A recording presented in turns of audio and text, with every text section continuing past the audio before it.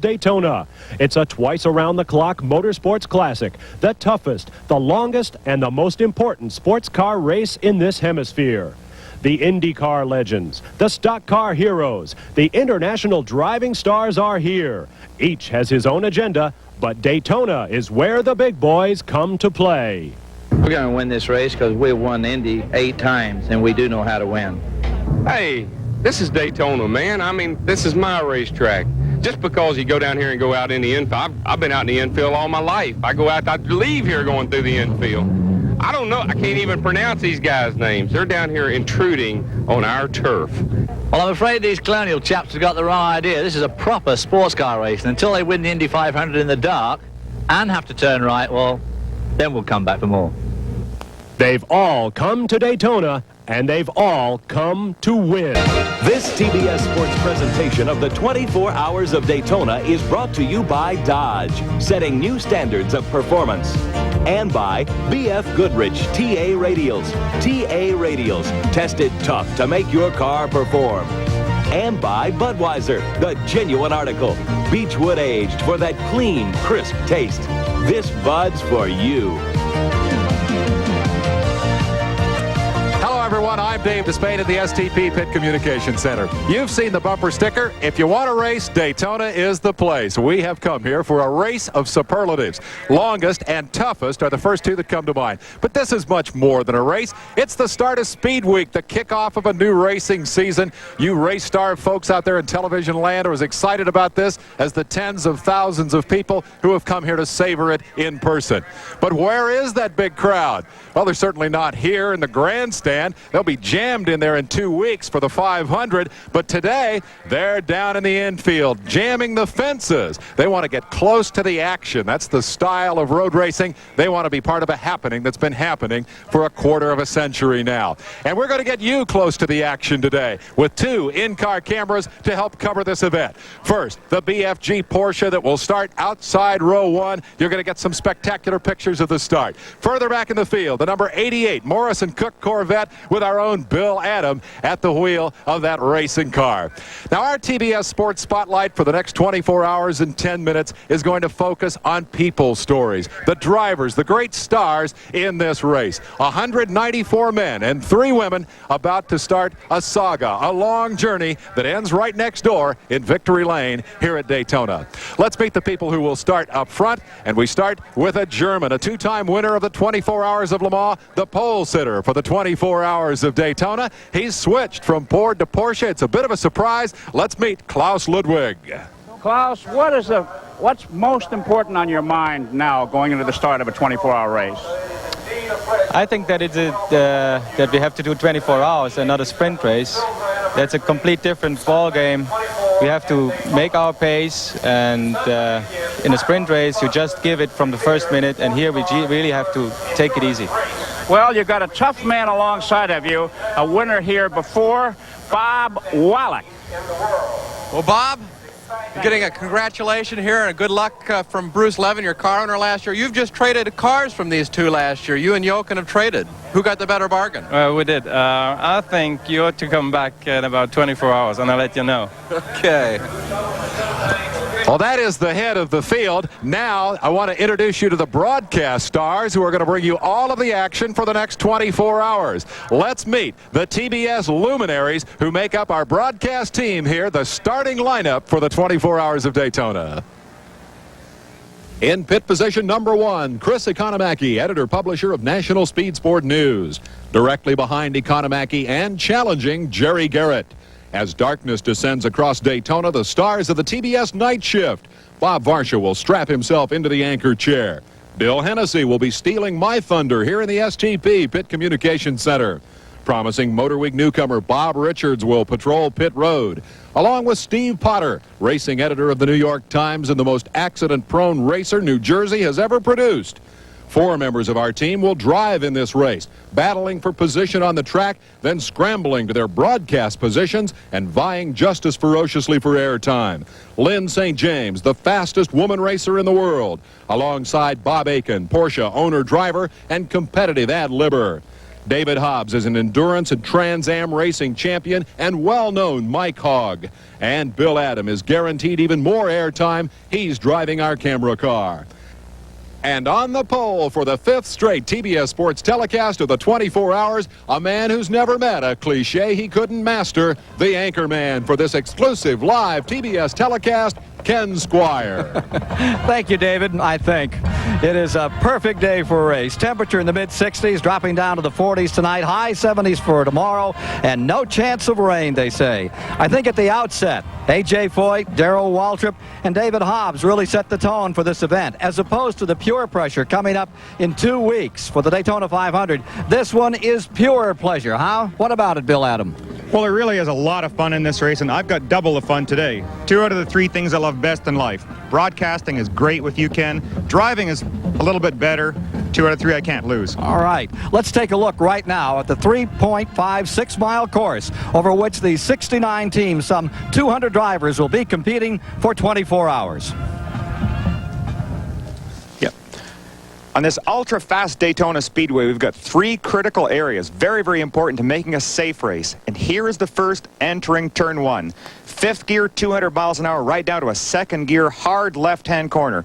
Watch this now. We're bending through a GTP car here, trying to accelerate through, but a little kink. And look at that. Look how easy it is to get contact there. 1 contact, you're out of the race. The second here, we exit this corner. A tight 2nd gear right-hander, a little bit of a straight, but it's what's ahead of us. It's very, very critical. This corner coming up, a tight 2nd gear left-hand corner that actually enters the banking. You can't see it at this point, but you're feeding the power in, anticipating it. And there it is, up ahead, you can see it, the start of the banking. Now you use the 800 horsepower. Get to the high line, get past the slower traffic, and down the back straight. At the halfway down the straight, here's the next, the chicane. Critical area, lots of traffic, lots of incidents at this point, and again a critical exit from the chicane back onto this banking. Again, we're going back from the speeds of 80, 90, 100 miles an hour back to the 200 mile an hour area. Completes a very, very fast lap of the Daytona Speedway. Back for the start of the 25th annual 24 Hours of Daytona after these messages.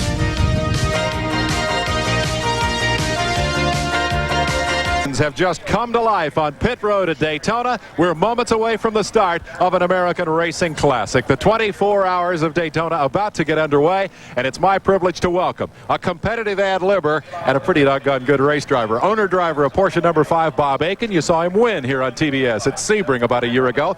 Bob's going to help me run down 4 races within a race. The classes of competition here, Bob. Let's start with GTP, Klaus Ludwig up front. Well, the ultimate sports cars, Dave, $500,000, 225 miles an hour, 800 horsepower, driven by the very best drivers.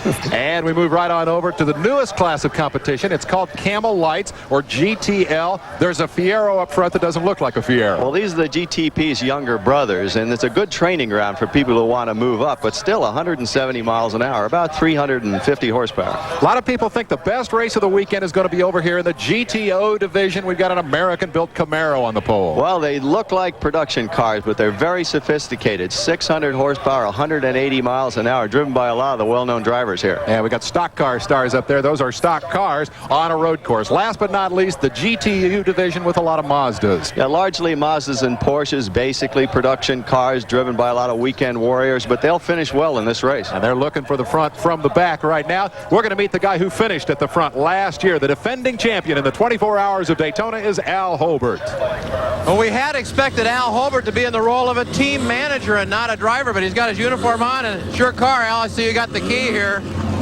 Yeah, Chip has a little problem finding his keys sometime, and I'm not going to drive, but IMSA rules require anybody over the wall to have a uniform on, but of course if there's an emergency, I'd be right there. Yeah, I imagine you will be. Okay, let's go to Chris Economaki for another report. Well, I'm on my way down to the Columbia Crest Porsche pit. A.J. Foyt strapped in. We'll be back with Danny Sullivan a little later. It's going to be very interesting to see who can lead early in this race, but the key is to lead at the end of the race. We're going to make it worth a little extra money to lead during the race. The True Value Hardware people have established the Leader of the Pack Awards for the 24 hours. $500 to the team that leads at 6 hours, at 12 hours, and at 18 hours. If you can lead all three and win the race, we'll throw in a $1,000 bonus and make it $2,500 in True Value Leader of the Pack Awards. The bottom line in racing is be the leader of the pack. Now let's meet the starting lineup. Here's Ken Squire. Taking a look at the 69 car field for today. In the front row, it is Jochen Maas driving in the car entered by Bruce Levin from out of the great Northwest. The great Formula One driver will be teamed with Klaus Ludwig, another West German.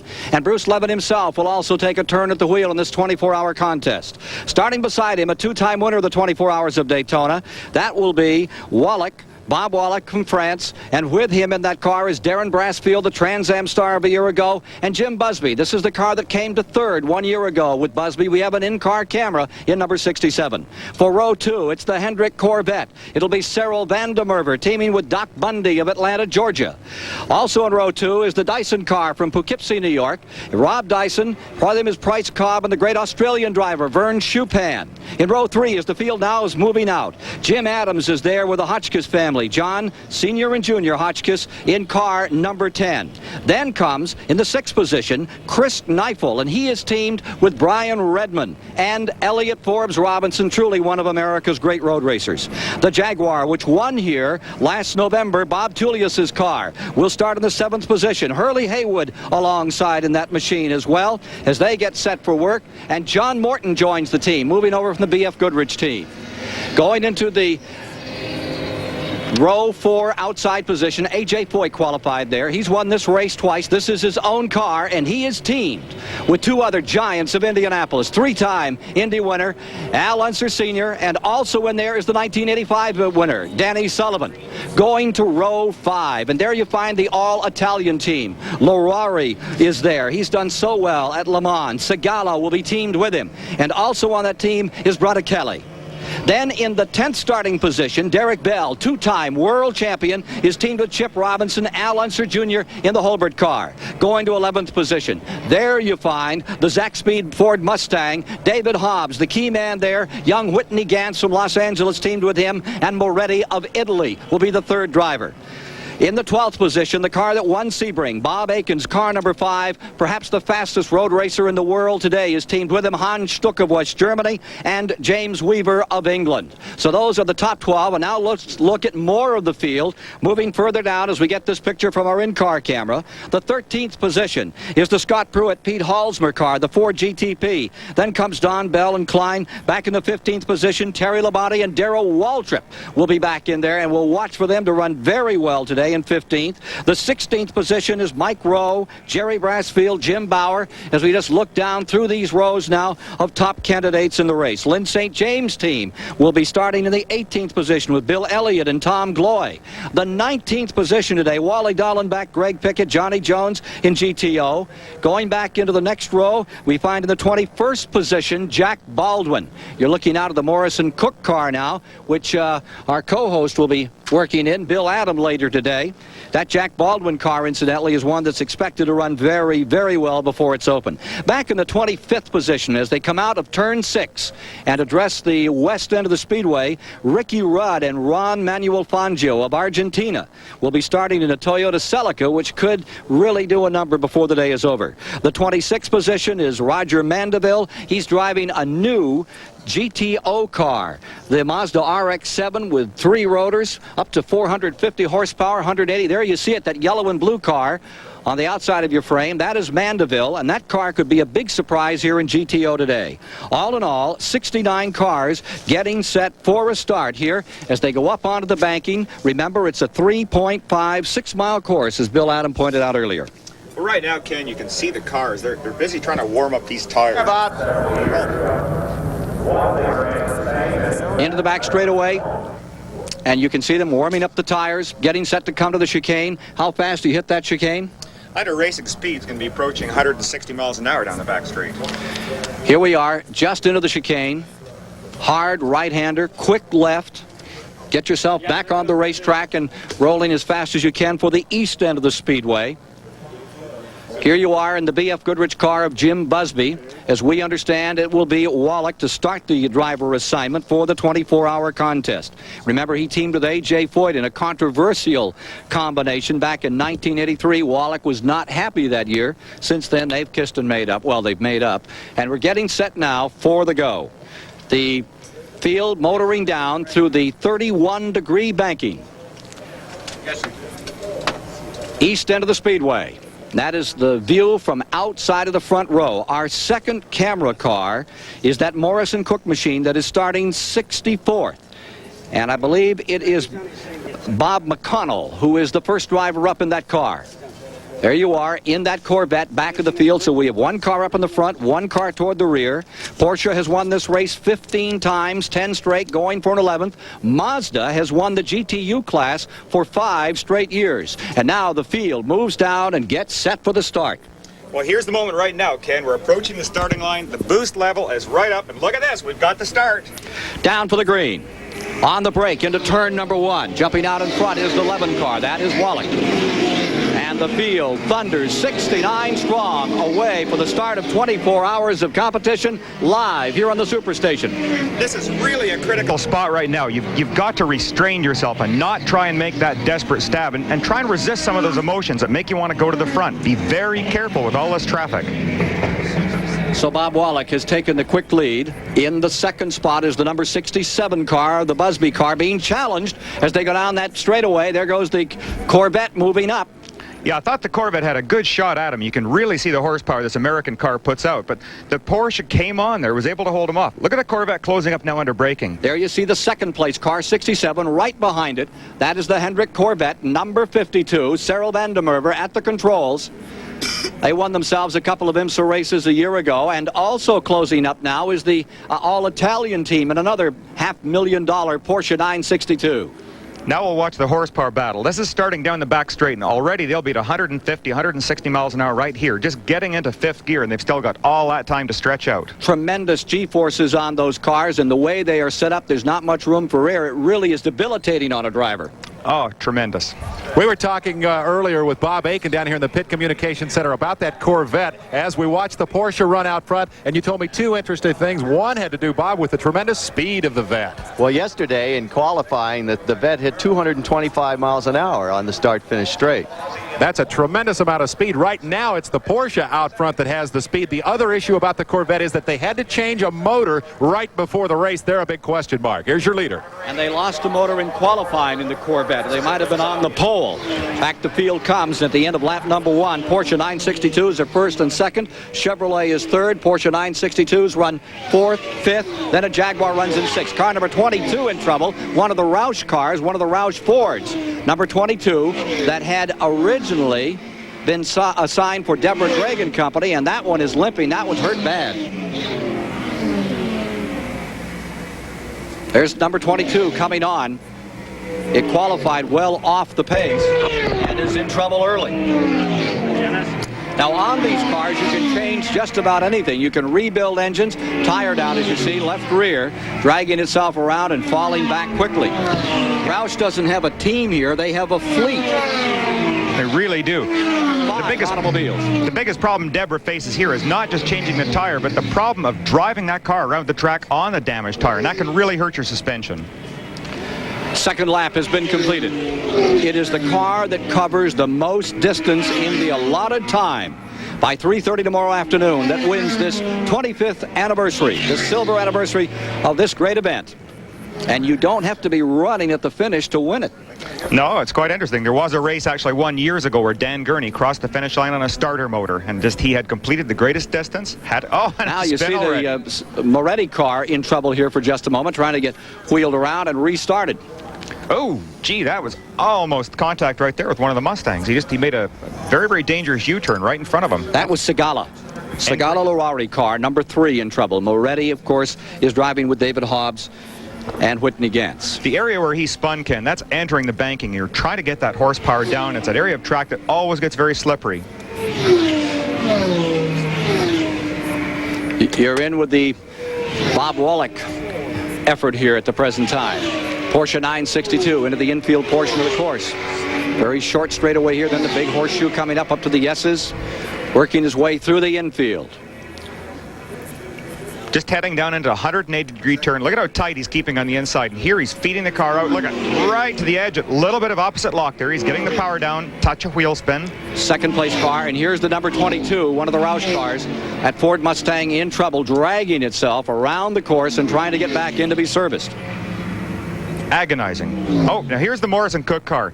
They're in the pits right now getting a few things checked over, and this is a scheduled stop. They had problems early. Oh, it's not a schedule. Look at that right front wheel. I wonder if they made contact with Deborah Gregg's Mustang. Now, this is the car which our co-announcer here, Bill Adam, is supposed to take over as soon as we go off the air at about 4:20. That's right, and naturally, if I was in the car, I would never do anything like that, Of course not, of course not. 5-minute reports throughout the next 24 hours, and Motor Week Illustrated coming to you about 10:10 tonight, a special 40-minute version.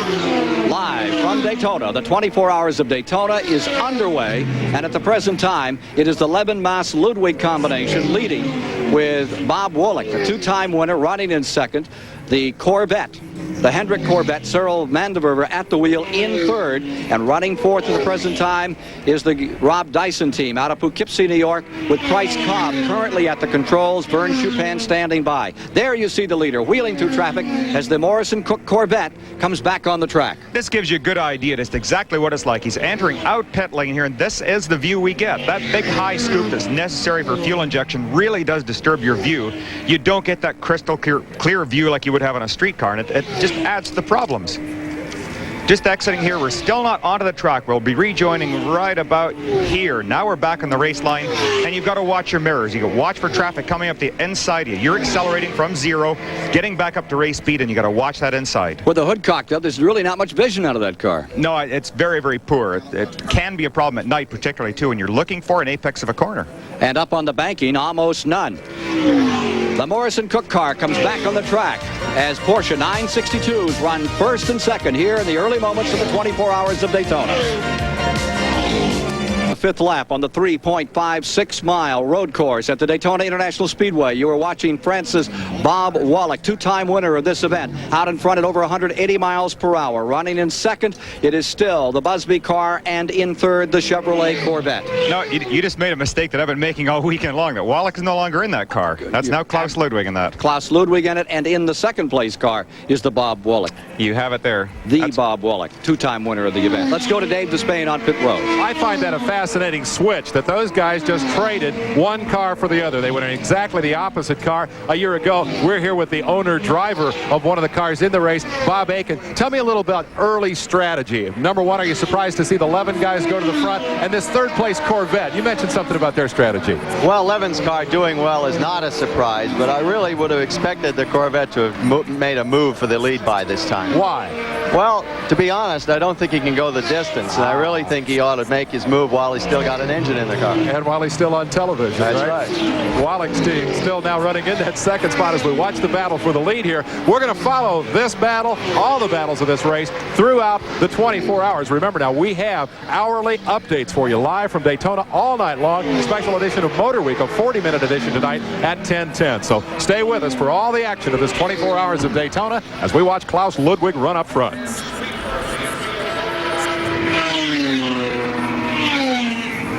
The number 86 car now maintaining about a 3.5-second advantage over Bob Wolick in the second position. Let's go to Jerry Garrett on pit road. Well, we were down here in the pits of the Jack Roush team, and one of the contenders, the GTO Mustang number 22 with Deborah Gregg at the wheel, came in here with a couple of flat tires. Now, we thought that there might be some underbody damage, but they changed the tires, checked it out, no problem. She's back out there. Should be back in contention over another hour or two, I would think.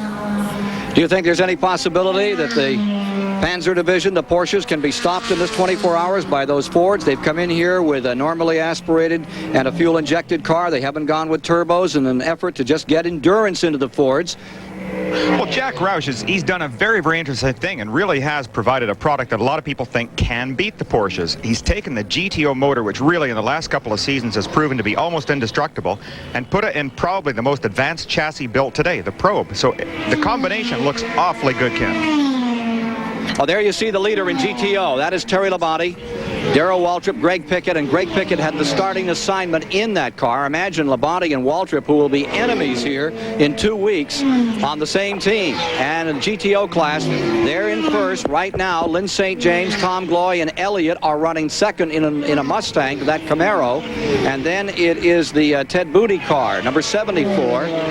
Toronado running in third, and moving up is Baldwin, Jack Baldwin, and Epi Wietzes in another Camaro running fourth. But there you see the leader in the GTO class. Great looking car too. That's one of the beautiful prototype Camaros that we're watching last year. Just absolutely clean house and win the Trans Am Championship. Tremendous. Alex team. Now we have among the leaders, number 7 now pitting. The David Hobbs car has come on pit road. And I hope we haven't jinxed them. Just when we talk about these cars being such strong packages, all of a sudden one makes an appearance. Fueling the automobile. They're telling him to clean the windshield. That's what he's signaling for there at the front. Trying to get somebody out there. There he comes. And we have another car running very slowly. That's car number 83. That's a GTO entry. It's a Firebird. Reisman, Hebert, Gaffney, and Stone in that car. Looks like a modified stock car you might find at Stafford Springs, Connecticut. It actually sounded like it, too. A similar type of exhaust system and differential on it, Ken. You're very familiar with those. Number 83 slowing down to the bottom of the banking, the Gaffney car coming in. In the GTU class right now, Amos Johnson with a Mazda RX-7 is up in front. Sean and Leisure in that combination for the Mazda RX-7 team in first, and in the Camel Light Series, it is Earl, Bell, and Klein. Number 01, the Fiero, is up in front. Bob Earl's car in the second position is the second Fiero. That is the Durst Brockman Abel car. Second in GTO, with Greg Hobbs currently being shown. David Hobbs' son making his first appearance in America, 24 years old, maintaining a BMW in that third position.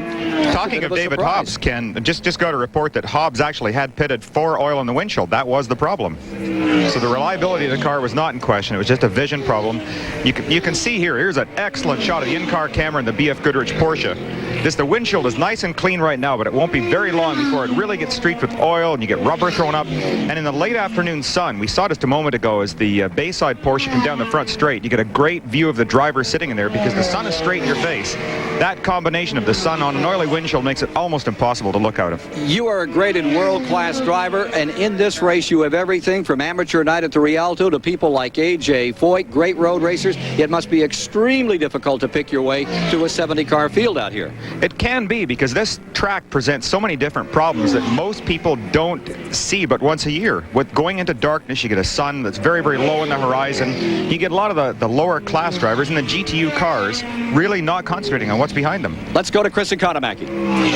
Danny Sullivan, the Indianapolis 500 winner 2 years ago, sharing the car with A.J. Foyt and Al Unser. A.J.'s out there. Now, Danny, how tough is watching and waiting? Well, the beginning is pretty tough because you're anxious, you're excited, you'd like to be out there, you see everybody racing. After the first stint, I don't do a whole lot of watching unless we've got a problem or it was a real close race. But basically, you just try to relax between stints and store up as much energy as you can. It's going to be a long night. What about, Danny, at Indianapolis, it's foot to the floor all the way around, all the way from green to checker. Here it's discipline. How tough is it to baby a car and not let yourself race? Well, what you have to do is really, as you say, be disciplined, because we want to run a certain pace and have no problems, and that's the only way to win here. And so you just have to sit tight and hold your breath, and sometimes when you want to pass somebody and you know you shouldn't because the damage may take you a half an hour to fix it if you take that extra chance. Here it's just a good thing to be slow. Who goes in the car after A.J. Sue, you or Al? No, Al will do the second stint, and then I'll do a double stint when the sun starts to go down, because it doesn't seem to affect my eyes as much as everybody else. So I'm going to start about 6 o'clock and go for about 3 hours. Well, good luck, Danny. Thank you. Thank you. Back to you, Ken. There's the leader, Bob Wallach, out in front, and closing is the Chevrolet Corvette. It is moving in and making a stab at going for first place here in the first hour of our live coverage on the Superstation of the 24 Hours of Daytona. Bob Wallach of France maintaining a stout run here in the third position. Chevrolet is in second, and it is Porsche in the lead. who we saw last year driving for Ford, now in the Bruce Levin car, out in front, but not by much, as the Hendrick Corvette is right here in second place and trying to close ground as they come through the fourth turn of the Super Speedway. It's turn 9 of the 3.5-mile road course here at Daytona. There's that Corvette, winner a couple of times last year and on the pole forever. Oh, definitely the fastest car that has ever been to Daytona. It just has incredible amounts of horsepower. It's a very, very good chassis, great aerodynamics, superb racing car, and he really is making a challenge right now. 2.5 seconds between this car, number 86, the leader in the event, Klaus Ludwig at the controls, and the Corvette, the Hendrick car with Cyril van der Merwe in the second position. Here he comes now, and you get a feeling for that interval between first and second place. Beautiful car. Endurance, reliability, perseverance. The story here as we follow it live on the Superstation. The greatest sports car race in the Western Hemisphere, now celebrating its 25th year. And there you see that Corvette darting around some slower automobiles as it tries to collect that leader. Number 86 now moving back on the Super Speedway. Well, it's very interesting right now, as we talked about, that it takes a special type of racing psychology to win a 24-hour race, and that's one where you back off, you run at an 80-90% capability, and you try not to stress the car. Now, what they're doing right now is running at a pace that's about 10 seconds off their qualifying pace, and this is very, very easy on these cars. Let's go to Chris Economaki. I'm in the Chevrolet Corvette pit with crew chief Ken House. Ken, everyone expected Van der Merwe to make a run for the lead. That's not happened. Is there any reason why? Well, we've had a lot of trouble in practice, and we've had to change the engine just before the race started. We had to gamble on the boost setting, and it's a little lower than what we were hoping for, but we're going to leave it there, and, well, we're in the lead, so I guess that answers your question. Oh, there you go, right there. Well, that's a great moment. Are you confident of finishing? Well, I'd like to be, but we're really not sure. We've never done anything like this before. We're trying. We'll just keep our fingers crossed. Well, good luck to you. Thank you very much. There you have this look on his face. And right in front of us, his car took the lead. Back to you, Ken. And there's one of the Fords in trouble. That's the number 4 car, which had been assigned to Scott Pruitt and Pete Halsmer. And that car is off the course. That is the Roush Ford that has been entered, and there is problems for Scott Pruitt. Trans Am star a year ago. Now, we have a new leader in the race. The Chevrolet has gone out in front. You saw it as it came down, scurrying into the turn number 1 area. As 86 got caught up in some back markers, the 52 car took a shot at the lead. You're now in third place, looking at the view of first and second, as Bob Wallach sees it, in car number 67, the Jim Busby car. Here's the Morrison Cook car further back in the field, fighting its way through and hoping to stay in here long enough till things get sorted out and they get Bill Adam at the control. This very interesting comparison we've just had. There were the 2 cars going over the same piece of track, and just look at the different visibilities that the drivers get. The Porsche has absolutely clear visibility. You can see what seems like 3 feet in front of the car. There's the Porsche again. Now here's a great example. Look at this visibility. You can pick out the apex exactly where you want to put the car. Now we're back inside the Busby car, now back to the Morrison Cook car to give you that perspective. But again, that huge scoop out front there over top of the fuel injection just obscures so much of your view. You have to be very careful, and you just saw a car dart up the outside of the track by the wall. So careful out here. The battle for the lead as we're watching car number 4 for just a moment. That was one of the cars that Ford had such great hopes for, and there's that continuing effort being made by the Chevrolet Corvette. The Hendrick car, Cyril van der Merwe leading, and right behind him is the 86. That's a really interesting battle right now because you like to put your car out front. Chevrolet will be very happy right now. Their car is being shown national across North America, and yet, do you want to stress that car? Poor Scott's maybe overstressed his car a little too much. Scott Pruitt clambering out of car number 4. That looks like it is a serious problem. Not in any hurry there. No, he appears to be trying to change the black boxes on the electronic ignition system. He's leaning back with one hand doing that and putting the other hand forward to try and hit the starter button. And they're probably telling him on the radio about those black boxes. Remember, they did that with Derek Bell a couple of years. And yeah, that's right. He will be in contact. Remote explanation. Here's your leader another time. Cyril van der Merwe out in front. It's that little puff of flame there just when he shifts. That's just the gas and the turbochargers. Nothing nothing wrong with the car. And right behind him comes Klaus Ludwig in the 86. There's Ludwig within 1 second. Let's go to Dave Despain. Well, in the STP Pit Communication Center with Bob Aiken, the prophet, you called it. The Corvette goes to the front. Couple of questions here. We've got the Americans up and challenging. You got the Corvette and the Ford that the guys up in the booth think is such a challenger. There's all this brand loyalty in this form of racing, just like stock car racing. Can the Corvette finish? Can the Fords beat the Porsches? I ask you, a Porsche owner-driver. Well, really, Dave, I'd love to see an American car win the race, but Porsche's won it so many years, and they're so reliable and so well worked out. I think it would be the 8th wonder of the world, if anything, but a Porsche won this race. Dave Cowart has trouble on pit road. You told me you thought Klaus Ludwig in that Porsche might back off a little bit after 10 laps. Would that perhaps be why the Corvette was able to take the lead, and why would Ludwig want to slow down at this point? Well, there's a pace that you set in the first couple of laps just to kind of get clear of traffic and get sorted out and sort of see how the car is handling. But then you could just sort of notch back up to your race pace, and if they notched back and the Chevy maintained an earlier pace, the Chevy would pass them.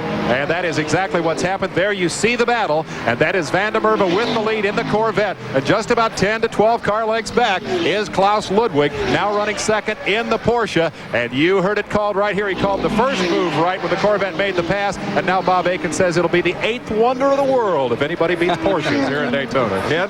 Bob Aiken's car is currently running in 7th position. Hans Stuck is at the controls. Here we are, back up on the west end of the speedway, and it is a race for first place. At Chevrolet Corvette is out in front, but only by 8 car lengths, and here comes Klaus Ludwig as they head into the back straightaway. Well, Ludwig's got the advantage of a draft. Here's stock car racing, and look at this. Shades of Cale Yarborough. Going down towards the chicane, they're under braking. He flashes a headlight. Cyril was telling somebody, look out, I'm coming through. You're going to see a car in the picture very soon. Cyril wants to warn them. Making room for those faster cars by flashing their lights to lap cars. Anything that'll get someone's attention, let you get by a little bit more safely. We'll be back with more live coverage of the 24 hours of Daytona in a moment. 15th lap, and this car is now in second place, number 52. The Levin car, Klaus Ludwig, has gone into first place just a lap back, and let's take a look at how it happened. Going on to the banking, Cyril couldn't get a good strong run to use all that horsepower, and look at this. The Porsche appears to have more power simply because he was able to get on the gas earlier. But watch this battle down the back straight, side by side, and look, he passes, and what happens?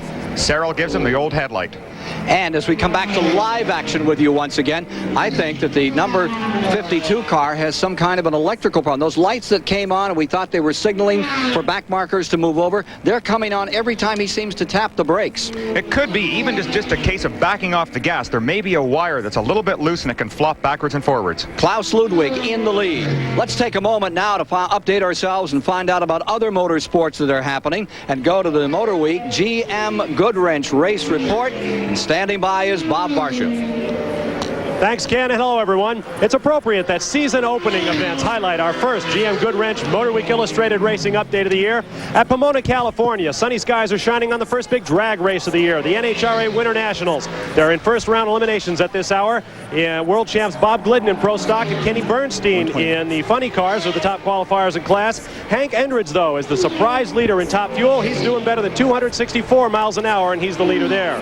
At Parker, Arizona, early this morning, Mark McMillan's buggy led a record field off the line in the Parker 400. That's the first big off-road event of the year. But after the first leg in California, it's the Toyota truck of Ivan Stewart, who's the Ford-wheeled leader by about 2.5 minutes. This is also one of the biggest snowmobile weekends of the season. At La Crosse, Wisconsin, the Formula One event, world champion Chuck Decker is the top qualifier for tomorrow's featured final. Meanwhile, Tim Bender leads the 3-day St. Paul Winter Carnival for snowmobiles. And a great event going on right now, right on Canadian border, Minnesota Norm Nakanis leads the 500-mile AMSOIL International race. That's from Thunder Bay, Canada to Minneapolis, Minnesota on snowmobiles in sub-freezing temperatures. We'll have final results on these events and a whole lot more in our next edition of the GM Goodwrench Motor Week Illustrated Racing Update. Thank you, Bob Barsha. In the 60s here, going down to the 40s tonight, high 70s tomorrow. The forecast for this 24-hour endurance contest, largest sports car race in the Western Hemisphere. Oh. And the Chevrolet goes completely off the course as Cyril van der Merwe tries to wind in the Levin number 86, being driven by West Germany's Klaus Ludwig. France versus Germany. Germany versus the United States as far as first and second are concerned here. That Chevrolet Corvette closing up. A major mistake on Searle's part there, and he really controlled it so well that it didn't look that difficult, but it could have been absolutely disaster. He's at 130 miles an hour at that point, and it just looked like nothing to him.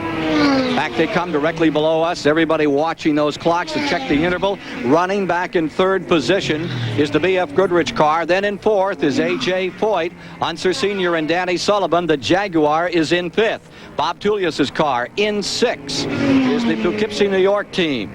That's Dyson Cobb and Chupan of Australia. Into seventh moves the Bob Aiken Porsche 962. Hans Stuck currently driving, and Chris Neifel just back from that series down in New Zealand and Australia with Brian Redmond and Elliot Forbes Robinson is running in eighth in a 962. The car that won it last year is in ninth position. Derek Dell, Al Unser Jr., and Chip Robinson. There you see the second place car trying to gather in the leader another time. Let's go to Chris Economaki.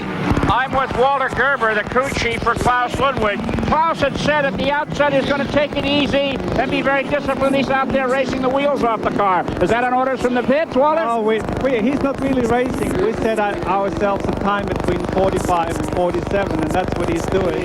And that's why sometimes they catch up, sometimes he's ahead. So he's on his pace, the pace we set.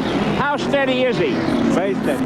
Okay, very steady, back and forth in and out of the lead for Klaus Ludwig. Back to you, Ken. Here's Ludwig in first, and right behind him comes the Corvette, the American-made Corvette in second place.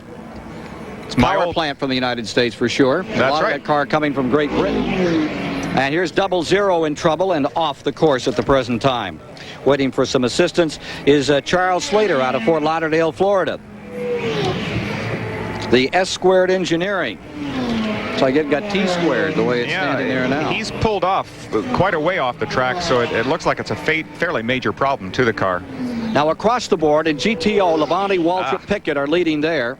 And in GTU class, it is currently car number 54, a Porsche 911 that is out in front.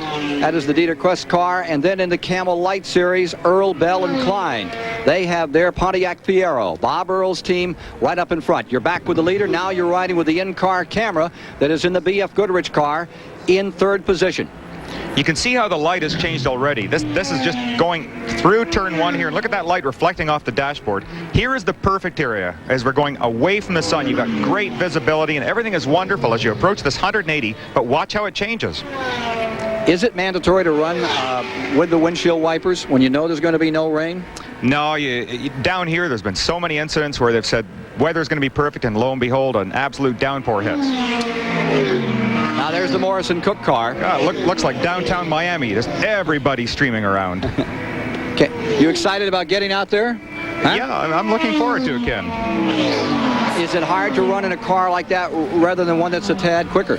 Well, my home away from home is the Bayside car, which is leading the race right now, and of course I would like to be in that, but I'm very happy to be in this Morrison Cook Corvette. It's a good car, and it looks like it stands quite a realistic chance of a GTO win. One of the things I love about racing in general, and especially about endurance racing, is the difference in the race you hear about and the race that you see on the racetrack. Everybody says, no, we're just running a pace, we're just taking it easy, we're saving the cars. They're out there bouncing off the walls and scrambling for the lead like it was the last lap.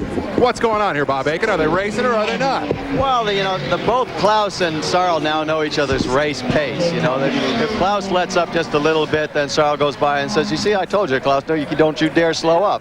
Well, what about this? What about the curb bounce? Well, that's not supposed to be. You don't go around bouncing off curbs in a 24-hour race and expect to have any suspension left at the end of the day. Which leads me to think they're out there getting it on pretty good. Your guy, Hans Stuck, back in fifth place, not showing us much yet. What's going on there? Well, he's doing what he was told to do. We're out there running the pace that we set the day before yesterday, really, and we don't expect to be anywhere near the lead for another hour or so. And the guy who tells Hans Stuck what to do in this case, Hans Stuck, a world champion, is his car owner and my colleague, Bob Aiken, who's going to be getting into that car a little later on. There is your leader. It is still Ludwig for the moment. The Corvette is caught in that traffic jam behind him, and it looks like a pretty doggone good race up front to me, Ken.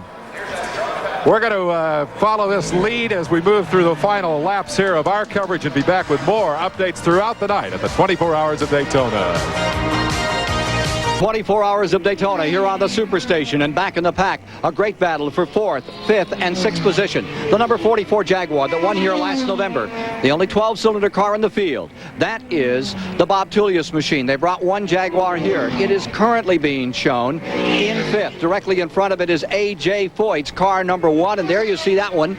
The California Crest car running in 4th, and behind it is the Price Cobb-driven Dyson-owned 962. They're running in 6.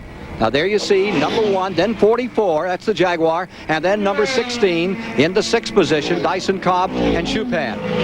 Good battle, and that one keeps accordioning as they come around the track. Here you see A.J. Foyt, who is teamed the 4-time winner with a 3-time winner, the Unsers. They used to be like the Hatfields and the Coys. And now, here we have Unser, Foyt, and Danny Sullivan. 8 Indianapolis wins among them. All battling here to win this 24 hours of Daytona in this beautiful car, which A.J. Foyt has entered.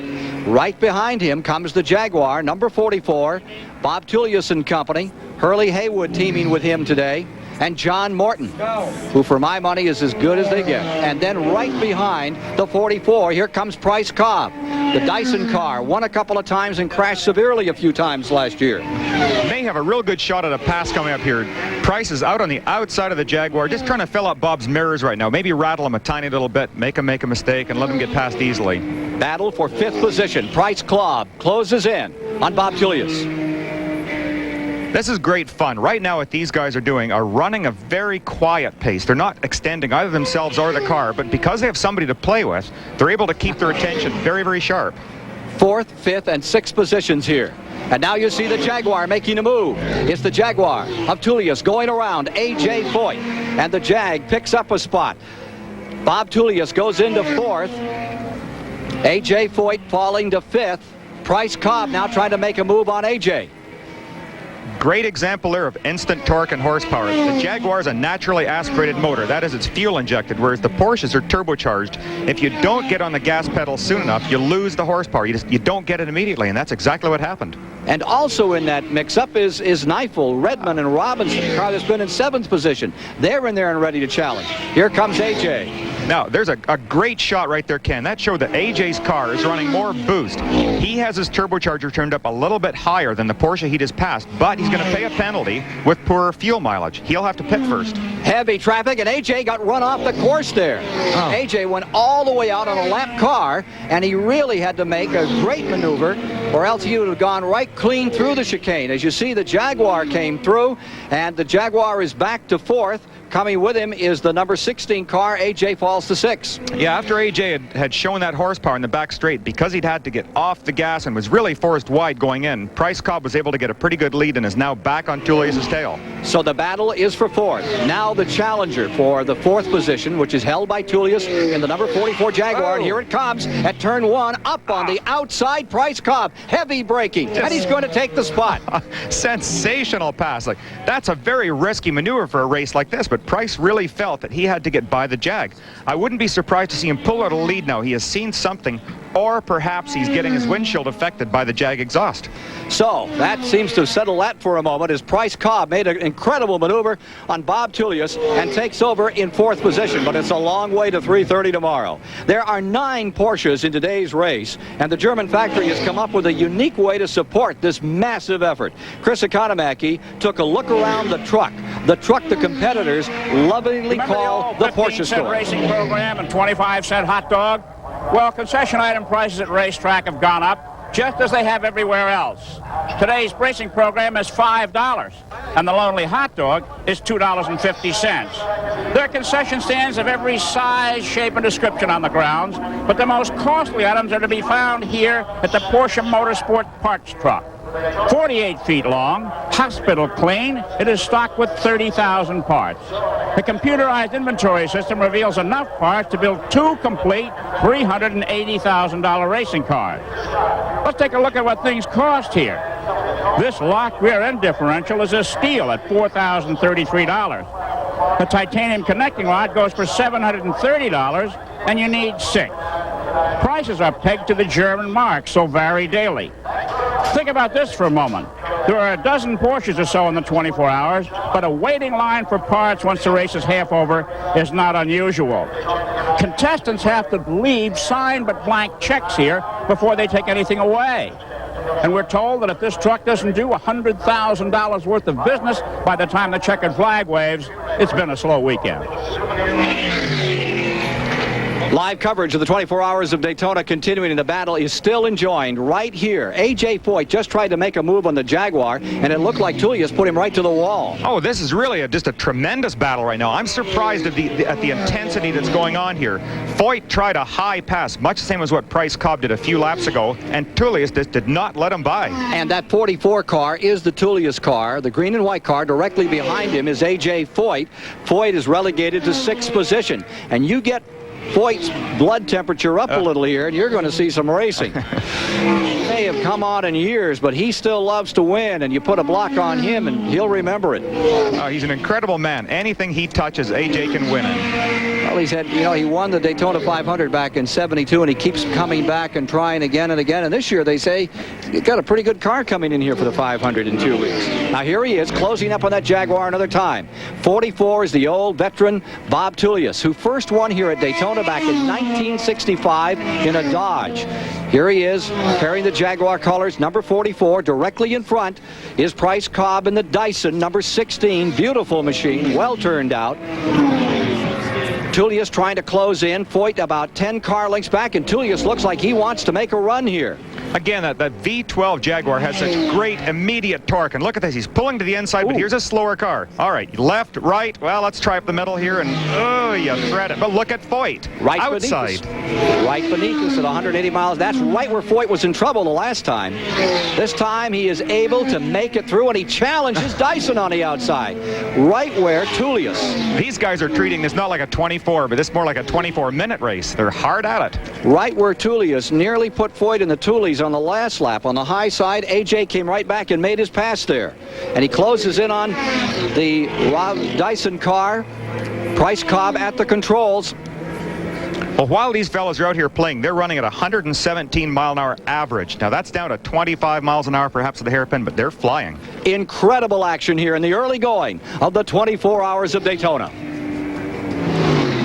We're going to be wrapping up this first hour of coverage, but we'll be right back in just 30 minutes as we continue our coverage back at 4:50 Eastern Time. A tremendous competition continuing throughout the field. And just for the record, Bob Aiken says the Jaguar you're watching right there is the best bet to pull off the 8th wonder of the world and beat the Jaguars. We'll be back in 30 minutes.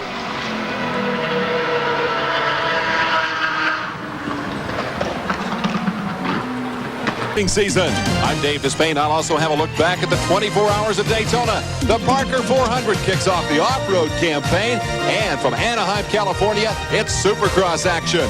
For all the motorsports, catch Motor Week Illustrated tonight at 10:30 Eastern Time on Superstation WTBS.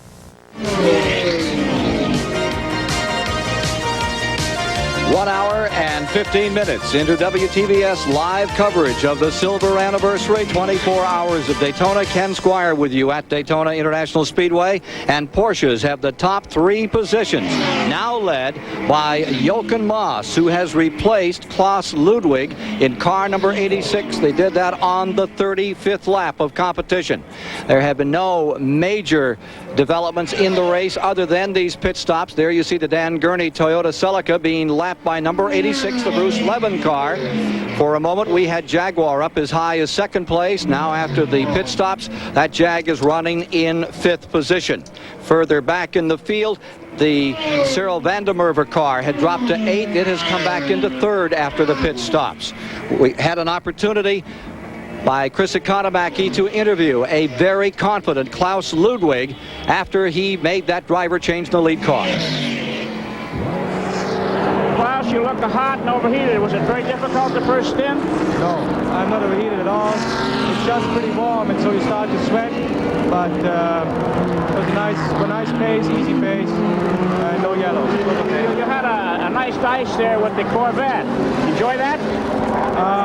I think we are going, as I said, for the 24 hours. The Corvette may be only doing 2 or 3 hours, so I took it easy. But I think I was faster on the turns, and he was a little bit faster on the straightaway. Okay, thanks and good luck. More from the Daytona Speedway in a moment. TBS Sports' continuing live coverage of the 24 Hours of Daytona is brought to you by Dodge, setting new standards of performance.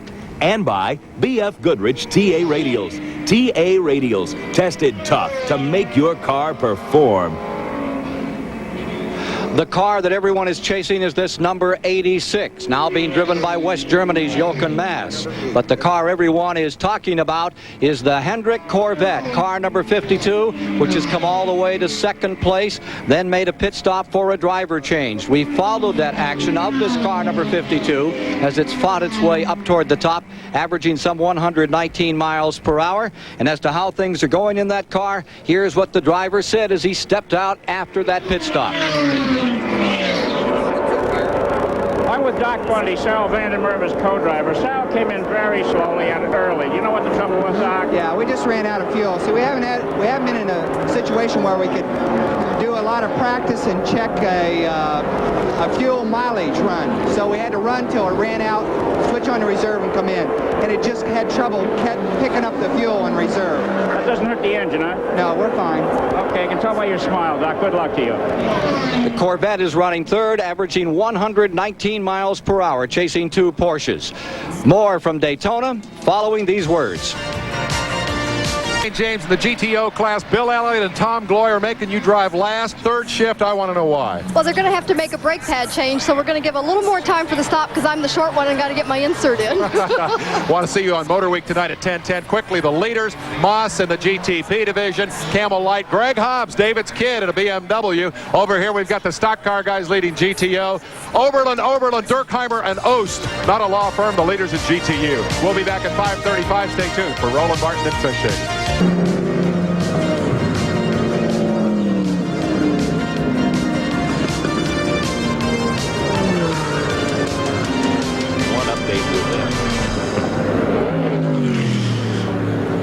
TBS Sports' continuing live coverage of the 24 Hours of Daytona is brought to you by Budweiser, the genuine article. Beechwood aged for that clean, crisp taste. This Bud's for you. And by Dodge, setting new standards of performance. 1 hour, 51 minutes into the 24 Hours of Daytona, about 30 minutes prior to sundown, and we are under our first caution period of the day. It's been brought out. The Gentilozzi Booty car, an Oldsmobile, has gone off course. They want to remove it before they continue. It had been running fourth in GTO until that moment. At the present time, three Porsche 962s have the front three spot, led by the Bruce Levin car, which is dominated. That's followed by Jim Busby's BF Goodrich machine, and then A.J. Foyt, Danny Sullivan, and Unser. The first of the un-Jaguar class goes to the Jaguar. The Bob Tullius car with Hurley Haywood currently at the keyboard is in fourth position, and in fifth is the Chevrolet of Vandermerve and Bundy. Now there's the leader in the pits. This is under caution, and it is a full course caution that is taking place at this time. For this car number 52 that we've been talking about, the Chevrolet Corvette has already had to pit twice. It's getting shorter range on its mileage out here, and the second pit stop was just moments ago, or it would have been up in the top five. You're watching the leader at the present time, number 86. That car is the Jochen Mass machine at the present time. And there is car number 52 coming in moments ago for its driver change. Cyril Vandermerve stepping out and Doc Mundy taking over in that car. Again, that Corvette is running well, but the analysts say it may not run much past dark. Won't it be a surprise if it's round tomorrow at 3:30? Some cars are having more difficulties than others here, and they're rather unusual problems. Here's that story. Meet Elliott Forbes Robinson, Brian Redmond, and Chris Neifel, the Primus Motorsport team, otherwise known as Team Trouble. Former world champion Redmond has brought a barely mended broken arm to the 24 Hours, while as a result of stuffing his 6'6" body into race cars built for 6-footers, Neifel has a vision problem. Yeah, I'm looking right through the very top 2 or 3 inches is where I look out of the windshield. And it really is very good vision, you know, when the day's clear and everything. But I think if we get some bad weather and rain, the defroster on the windshield doesn't go up that high and the windshield wiper doesn't go that high. So it's a potential problem. Well, at least we know one member of the team can carry the load, right, Elliot? Elliot. I don't think there'll be a problem with it. It's been done before where we've had to drive a lot of hours, and I think that their health will be okay, though. I'm looking to have them pull normal shifts. But I'm somewhat questionable as far as physically being able to go for that long, but I don't foresee any problem. Brian's arm obviously is a potential problem, and EFR's age is just out of control, so I don't know what we're going to do. That team 8th, more in a moment.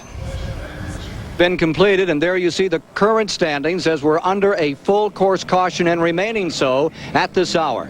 A Yoke & Moss team out in front. Coming up next, fishing with Orlando Wilson. Next update at 6 o'clock Eastern. CBS Sports' continuing live coverage of the 24 Hours of Daytona is brought to you by Dodge, setting new standards of performance. Coming up on sunset in a matter of moments here at the Daytona International Speedway, the only placid setting here, beautiful Lake Lloyd, right in the very heart of the infield. Around it, at over 180 miles per hour in the back straightaway, it's the car of Bruce Levin that continues to run out in front here. At the present time, there are 4 cars running in the lead lap. We're 2 hours and 26 minutes deep into the event, and it is the Bruce Levin car that is running in first place. In the second position currently, it is the B.F. Goodrich car, the Jim Busby machine. Maintaining third is the Cyril Vandermerver, Doc Bundy Corvette. They've done an incredible job staying up there, although they're making more pit stops than others. And in fourth is last year's winner, Derek Bell and company, the Al Holbert car. Fifth is A.J. Foyt currently. Just coming into darkness, and then the long ride begins. Al Unser Jr. has said by morning, even your toes are tired in this grueling round-the-clock test. Twice round the clock. There you see the leader in the back straightaway at better than 180 miles per hour. Coming up shortly, Chris Economaki will be talking to one of the lead Ford drivers, David Hobbs, and we'll have that for you right after these messages. Let's go to the STP Pit Center, and there's Chris Economaki and David Hobbs. Well, David, you must have mixed emotions now. Your car's in 10th place, 4 laps down, but I see your son Greg in his first big race has moved to second in the lights category. Has he ever raced at night, David? No, he's never raced at night before. He's never raced here at Daytona before, and he's never raced at these sort of speeds before, so obviously he's a bit nervous, and so am I. And he didn't race in the daylight today, so the first time he drives the car in the race is going to be tonight, by which time it'll be fully dark. What about the cars and the headlights? Do they show you enough in your category and in his category? Not really. The trouble with the banking, of course, is the light shines right into the bank, so you can't see around the banking at all. Then on the back straightaway, where you really need some penetration, the lights can never go quite as fast as these cars. Let's take a look at the standings of the other categories, David, if you will. Okay, in the GTU, it's a Mazda show at the moment. Johnson Shaw and Bob Lazier in 71. That's an RX-7. Second's an RX-7. And third is Bacon Reed and Millen. That also is an RX-7. In the GTO, it's a real battle between Ford and Chevrolet. Leading, Lynn St. James, Tom Gloy and Bill Elliott, who of course you NASCAR guys know so well. Second is the Archer brothers and Lapalin in the 77 Camaro. Third is another Ford, Johnny Jones, only 20 years old. Tommy Riggins, of course, well known down here, and Wally Dollenbach, they're running third. And then Millen and Core in a Toyota, turbocharged Toyota, so that's giving it a run. Okay, David, that's actually a Chevrolet. Wally Dollenbach, the champion in Trans Am, has moved over. Okay, what about your son? What is he going to face? And we've got a few seconds left in the darkness for the first time. How tough will it be on him? Well, one of the most confusing things, he's driving the Camel Light category, which is not quite as quick as the bigger cars. And, of course, he's really surrounded by cars that are going a lot faster than him, and, of course, he's going faster than some of the others. So his depth perception is going to be a big problem. Have you had a chance to wave at him yet? No, I haven't waved at him yet. Okay, anyway, I'll wave at Ken instead. David Hobbs' own car on pit road for the moment. Our next update will come at 7 o'clock Eastern during wrestling. Stay tuned here to the Superstation.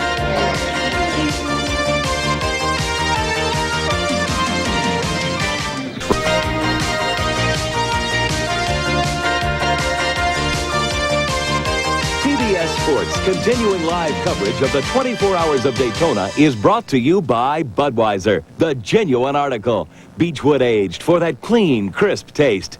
This Bud's for you. And by B.F. Goodrich TA Radials. TA Radials, tested tough to make your car perform. 3 hours, 26 minutes into the 24 Hours of Daytona, live here from the World Center of Speed. 3 Porsche 962s are up in the top positions now, and the race has had an interesting development. Taking a look at the leaderboard at this moment, we see that Jochen Mass and Bruce Levin's car is up in front. Then the A.J. Foyt car is running in second. Last year's winners are in third. The Chevrolet is in fourth, and the Jaguar is running in fifth place. But the major story right now is that the B.F. Goodrich 962, third place finisher a year ago, and has been running third here, is in trouble. Let's go to Jerry Garrett. Well, Ken, just moments ago, the number 67 car was wheeled behind the wall. We want to talk to team leader Jim Busby. What happened? Well, we think we lost an engine. We can't really pinpoint it. It looks like something up in the valve gear let go. One of those terminal things that there's no way to fix. Well, they attempted to fix it, and they were going to try to pull the valve back up and just eliminate that cylinder and finish out on 5 cylinders, but we couldn't get the parts out from underneath the camshaft, so we thought better of it. We'll get ready for Miami. Tough break for one of our front row starters. More after this message. Faring better here tonight is the GTO leader. That's Greg Pickett, Terry Labonte, and Darrell Waltrip. They were just moments ago on pit road. There you see Waltrip climbing out and Terry Labonte from Corpus Christi, Texas, climbing into that machine. Okay, well, Darrell Waltrip just got out of the 28 car, which unofficially is leading GTO. You must be doing pretty good out there. Well, actually, I think I drive better in the dark.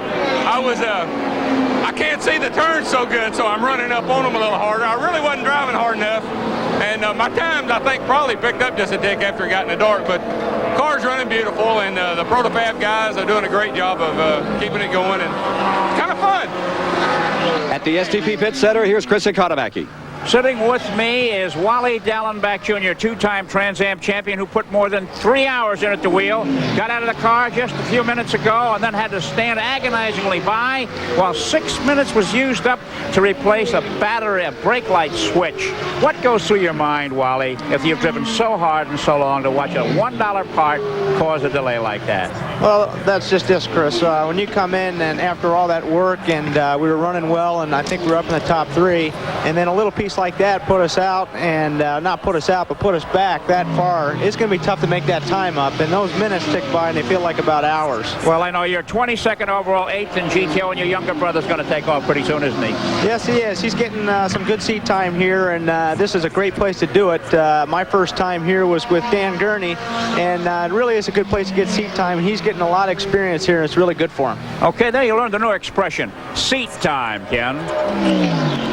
Coming up next, there'll be more championship wrestling here on the Superstation, WTBS. So stay tuned, and we'll be back with you a bit later for more of the competition, where right now, car number 86, the Bruce Levin Porsche 962, driven by West Germany's Jochen Mass, is out in front. Next update following wrestling at 8 o'clock Eastern.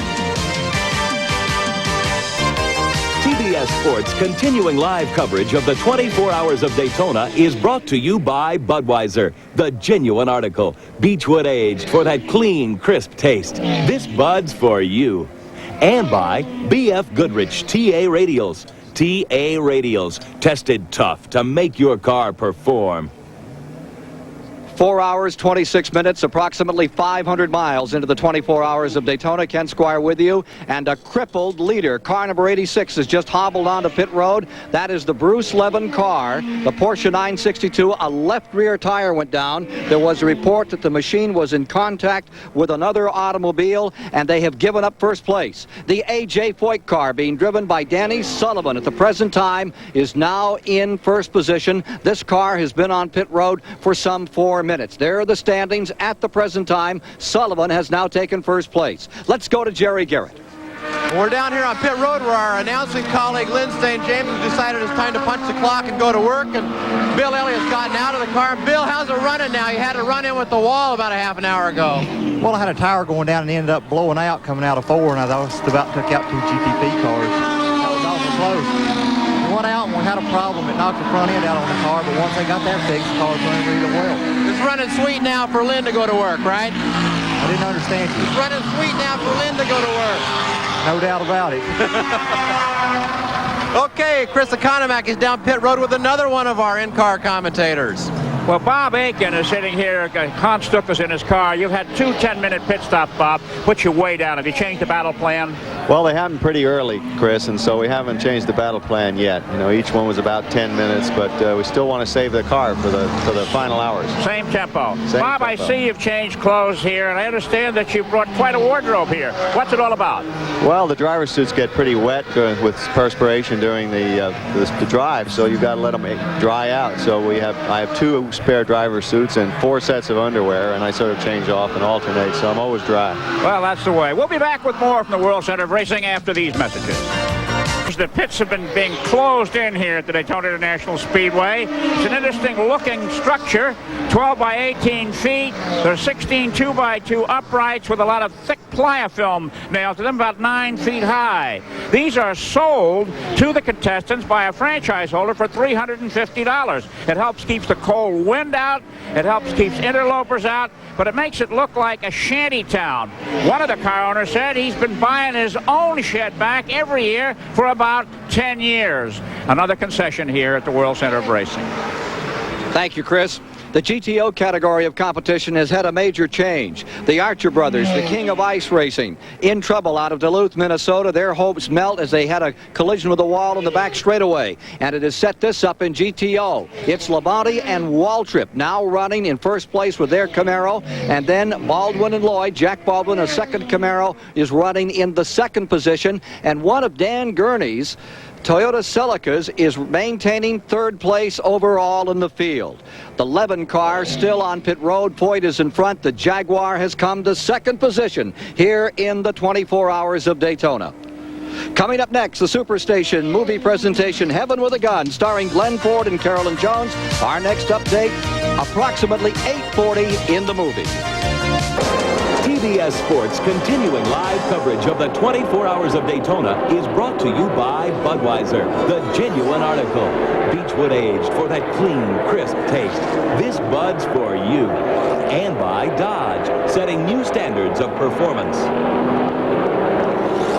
And good evening from the World Center of Speed. Ken Squire with you. We're 5 hours into the 24 Hours of Daytona. 573 miles have been completed by the team of A.J. Foyt, Al Unser Sr. and Danny Sullivan, currently in car number 1. In the same lap is Al Unser Jr. And then a couple of laps down, Bob Tullius in the Jaguar. Jerry Garrett has a report on the leader through the first 139 laps before trouble came to Bruce Levin. Okay, we're down here with Bruce Levin, the car owner in 86. What happened, Bruce?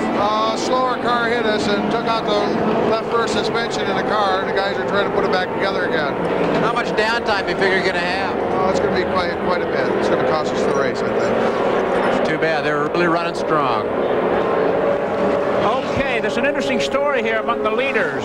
The A.J. Foyt car and the Bell Robinson Unser car are both being managed by Al Holbert, the former driver of this car. There's 11 seconds between these two cars. So Holbert has got a bit of a management problem if they stay this way. Which car is he going to manage into victory lane?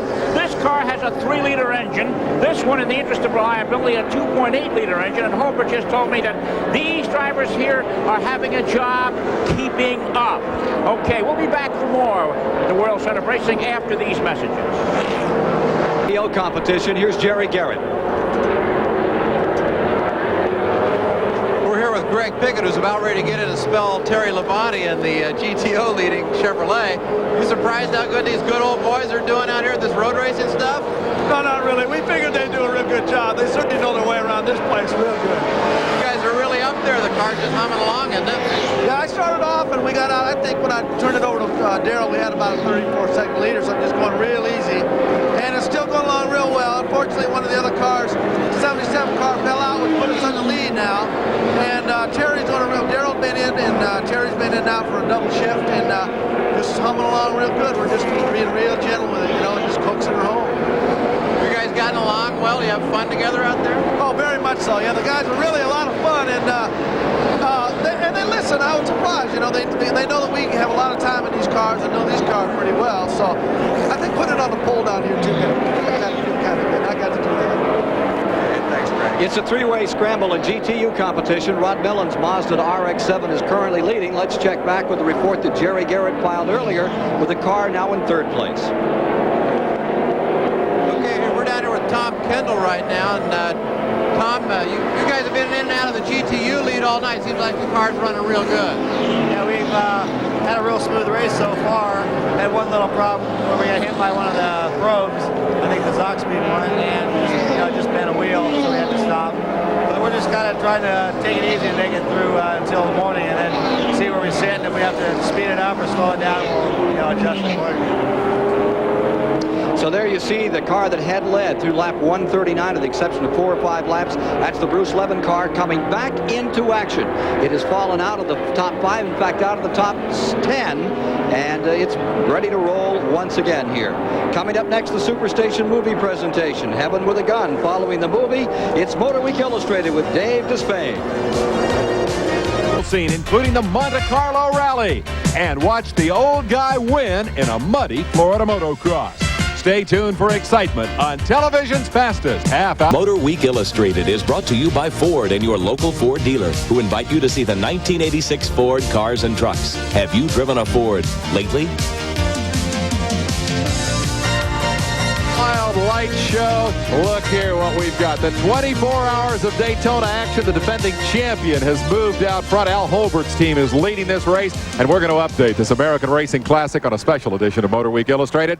Hello, everyone. I'm Dave Despain from the GM Goodwrench Race Headquarters, with some guy just walked in here. I don't know who this is. Darrell Waltrip, how you doing? Hi, David. How are you? I got to tell you, right at the top, Danny Sullivan was supposed to be here, but he's out there fooling around with his race car. Man, he showed up for nothing all week. Why would he be here tonight? Now, they were leading the race there for a while. Doing pretty good here tonight. That just goes to show, if I was leading the race, I may not be here either. But we are running pretty good in the GTO. So we're going to talk about that, too. Before we do that, let me tell you about a couple of things. First of all, we got a power failure going on all over this racetrack. We're going to do our best to keep this thing on 4 wheels and bring you a special edition of Motor Week. The other thing I need to tell you is we're going to do more driver changes here tonight than these guys are out on the racetrack. We're going to start with Darrell Waltrip. What are you doing down here? You're just playing around? Your race is 2 weeks from now, Daytona 500. This is one of those deals. I don't want to do this. I only came down here to see if I could. I see. It's kind of like, hey, I can't swim the English Channel, but maybe I can run 24 hours at Daytona. So I really just want to see if I can or not. What we're doing is kicking off Speed Week. I think that's the big news. A new season of racing has begun with 5 weeks of nonstop action down here in Florida, and Motor Week is going to be covering it all. We'll go first up north, Jacksonville, Florida last night. First big sprint car race of the year. Bob Barsha has the story. Take it, Bob. For a while, it seemed the All-Star Sprint Show would never get started. Pole sitter Kenny Adams foiled the first attempt when he spun. Then Robbie Dunn went over on his nose on the very first lap. Overheating brakes were a problem for several cars, including Rod Ritter here. 85 USAC dirt champ Rick Hood in orange number 5 held off the 29 of Doug Wolfgang until 2 laps to go, when Hood ran into the lapped car of Darren Esch. As Hood staggered, Wolfgang slipped under and held Hood at bay to the finish. Afterward, Doug admitted to a yearning to make the jump to Winston Cup stock cars, though his first try was less than auspicious. I took a ride in a Winston Cup car here a couple weeks ago at Daytona, and I spun out. I didn't do so good, but I did run 196 mile an hour or something my first time out. I think Wolfie'd make a heck of a sprint car driver. Did you ever drive one of those things? When I was a little boy, I did. I rode a thing that looked like that at the carnival one time. Where you were doing all that turning and spinning. Somebody said your car just went up in smoke. Is that right? We may keep you on here. My for the car whole... went up in smoke? My race car. Your race car. There you go. I thought there were some restless natives out here. Maybe it did. It is a wild night at Daytona. We're going to show you something right now that is the biggest rage in racing during this past winter, the one that we're just finishing. I'm talking about bomber stock enduros. This looks like Waltrip stuff. A couple of hundred old junkers on a half mile slugging it out for 200 or 300 laps. Darrell, you'd love it. The ultimate enduro, 2 weeks from tonight, Orlando, 500 laps in Cadillacs and Jaguars and Mercedes, luxury cars, winner take all for $100,000. You're all running good buddy. Rick Wilson is going to drive the thing. He's the local favorite in a $30,000 brand new Olds Toronado. Hey, go for it. A little more serious note, Daytona 500 is coming up. You've never won it. Is this the year? You know, I'm glad you brought that up. I bet you are. I didn't think you were going to. You know, I hope I can win this GTO division here in the 24-hour race. That'll be one more thing I've won beside the Daytona 500. But Waddell Wilson and the Tide crew is going to have that car running good. We're going to be in Talladega Monday testing. That car is going to be one of the front-running cars here. You can count on it. Talk about Talladega. It's funny you should mention Talladega. That brings to mind the name that is on a lot of people's lips. It's the name Bill Elliott. The reason? Well, you know, he won the race from the pole 2 years ago, went to Talladega. This week ran over 214 miles an hour, fastest lap ever in a stock car. Got a guy named Ivan Baldwin helping him out. There's Ivan. Will he win the pole next Saturday? There's a lot of difference between Daytona and Talladega. Here at Daytona, you feel the speed a lot more than you do at Talladega. Talladega is built to run the speed. You know, here it's going to be a question of, you know, they'll have the motors tuned up, spoilers laid back, and everything else, and it's going to be a hang-on session, and I just hope I can just brave it out for one lap. Well, I'll tell you, he was brave last weekend. 214, the way I hear it, in a snowstorm and with the car getting airborne. They went back yesterday with a brand new car, ran 213. My question to you, Darrell, you look at me like you don't believe that. Number one, is this getting airborne business a problem, and is 214 too fast? It's my understanding that they have had a problem with the new Thunderbird being a little light at those high speeds. So maybe they over-engineered that big bird this time. I hope so. Do Chevrolets stick to the racetrack at that speed, or do they run that fast? Suck you right through the floorboard. Is that right? So you're okay then? You're happy with your equipment? I want to say hi to Stevie. She's watching us. Yeah, I wish she could be down here enjoying this warm weather with us. Let me, where are we going to do next? I want to take you back because we are going to look at the GTO race. Right now, though, I want to get you back to the GTP division. Those are the big fire breathers up front, and we want to take a look at the highlights in the race thus far. It was a two-car race up front during the early going. You had the Porsche of Klaus Ludwig, the three-time Le Mans winner, out there doing battle with the Chevrolet Corvette of Sarl van der Merwe. That thing runs 225 miles an hour. Look how they diced for the lead. Look just like stock cars on a Saturday night. Down to the bottom goes van der Merwe. Up around the outside comes the Porsche, and they haul it down the backstretch. That is Ludwig, the leader. Now down into the chicane they come, and as you can see, lap traffic is a big problem on this racetrack because those GTO drivers like Walter won't get out of the way. They get out of the banking here. Watch van der Merwe come into the chicane, pitch her in there sideways, run her off in the grass, flash the headlights, look out, I'm coming through. They made two pit stops because the thing kept running out of gas and they dropped off the leaderboard. Great battle for fourth. Jaguar into the chicane, then a lap car, A.J. Foyt pinned up against the wall, and down to the inside comes Price Cobb, grabs the spot. 30 seconds later, Price is on the outside of the Jaguar. Watch this pass, Darrell.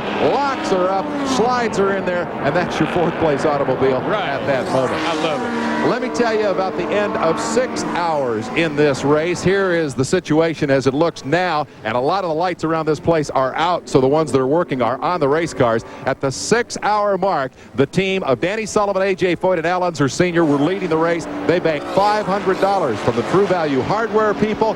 We've got True Value Leader of the Pack awards at 12 hours, another at 18 hours. And if Sully and company can stay out front, win all three, and win the race, they get a $1,000 bonus, total of $2,500 from True Value.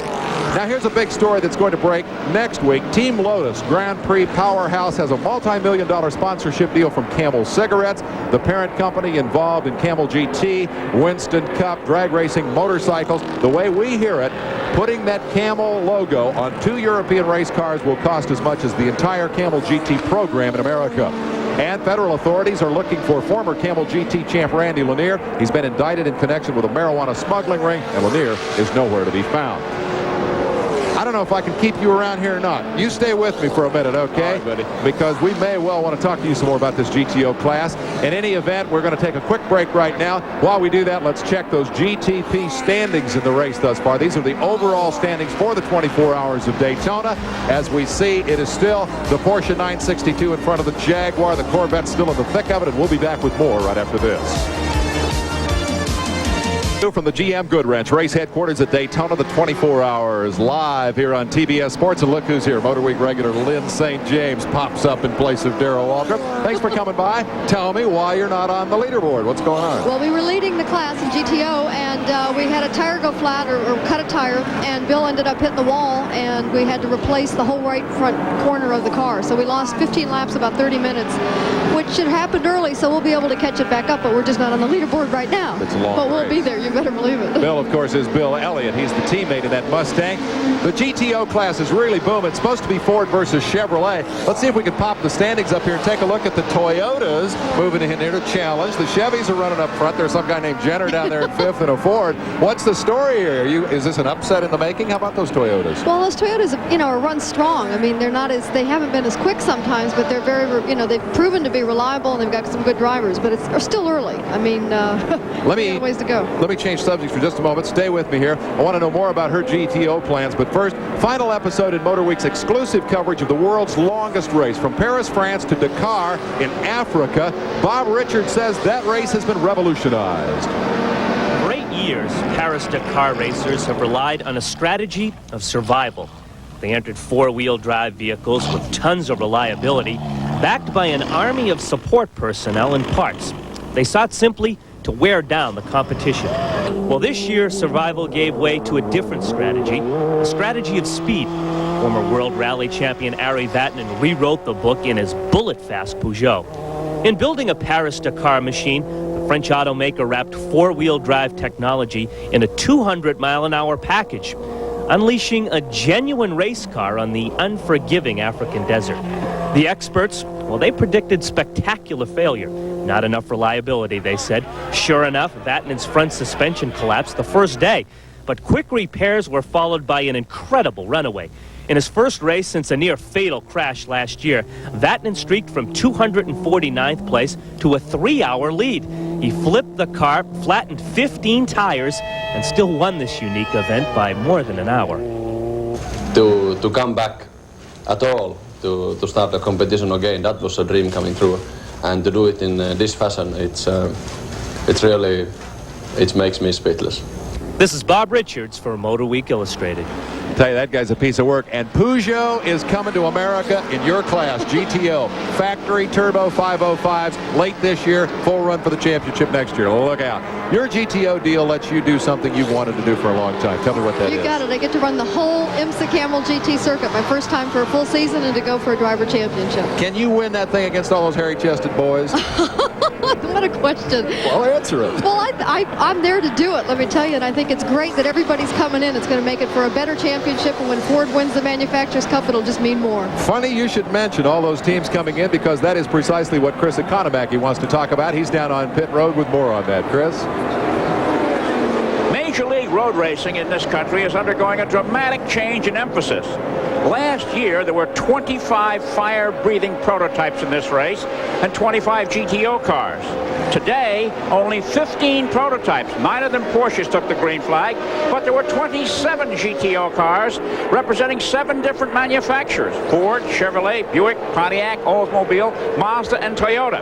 And with every GTO nameplate, there was a squadron of factory people, engineers, PR types, and in many cases, advertising agency representatives prepared to make the most when victory comes their way.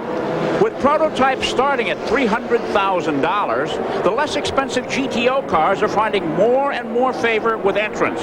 But the big question is, will the fans buy GTO as the circuit traverses the country? Well, my guess is yes. Chris, thank you for that. Steve Potter is a member of our TBS broadcast crew down here in the butt of a great many Motor Week jokes. He insisted on coming to Daytona by way of Wisconsin, where the Amoco ice racing stars gathered last weekend, and now he's going to tell us why. I got my Hawaiian shirt, I got my sunglasses, I'm ready for some warm weather, because I'm going to tell you it's cold here in Wisconsin. But since Dave pokes so much fun at me all the time, I'd better tell you what happened in the race myself. My teammates Bobby and Tommy Archer and Willie Lewis managed to put our 2 Chevy Spectrum turbos second and third on the grid. But at the start, pole sitter Jeff Brabham in his red Scirocco left us all in a cloud of snow. Brabham put on a great demonstration of car control until all that sliding around wore out his tires. But tires were just one key to racing on this frozen lake. The other was visibility. Snow and ice crystals kicked up by the cars made it so hard to see that my team began driving by the numbers. Head down the straightaway, count to 5, and turn. Other drivers tried their own ideas. Some worked better than others. In fact, the visibility was so bad that the archers couldn't even get a good look at their own checkered flag. Believe me, it was there somewhere, because Willie and I were just behind in second, holding off the father and son team of Jerry and Terry Orr in their VW GTI. From frozen La Crosse, Wisconsin, this is Steve Potter. I am not going to make fun of Steve this week. I won't either, but I want to know where he got that shirt. Don't you start on him. We're going to have to take another quick break here. Thank you for coming by. Thanks. I'm looking forward to seeing you all next season on Motor Week, okay? Lynn St. James, we're going to take another quick break. Let's see. We got more interesting people to come in the GM Goodwrench race headquarters. You're going to need a pencil and paper here in a moment, and I want to update the Camel Light Division standings here in the race. Jeff Klein, the leader in the Pontiac, and we're going to have a whole lot more of the excitement of the 24 Hours of Daytona when we come back. Stay with us.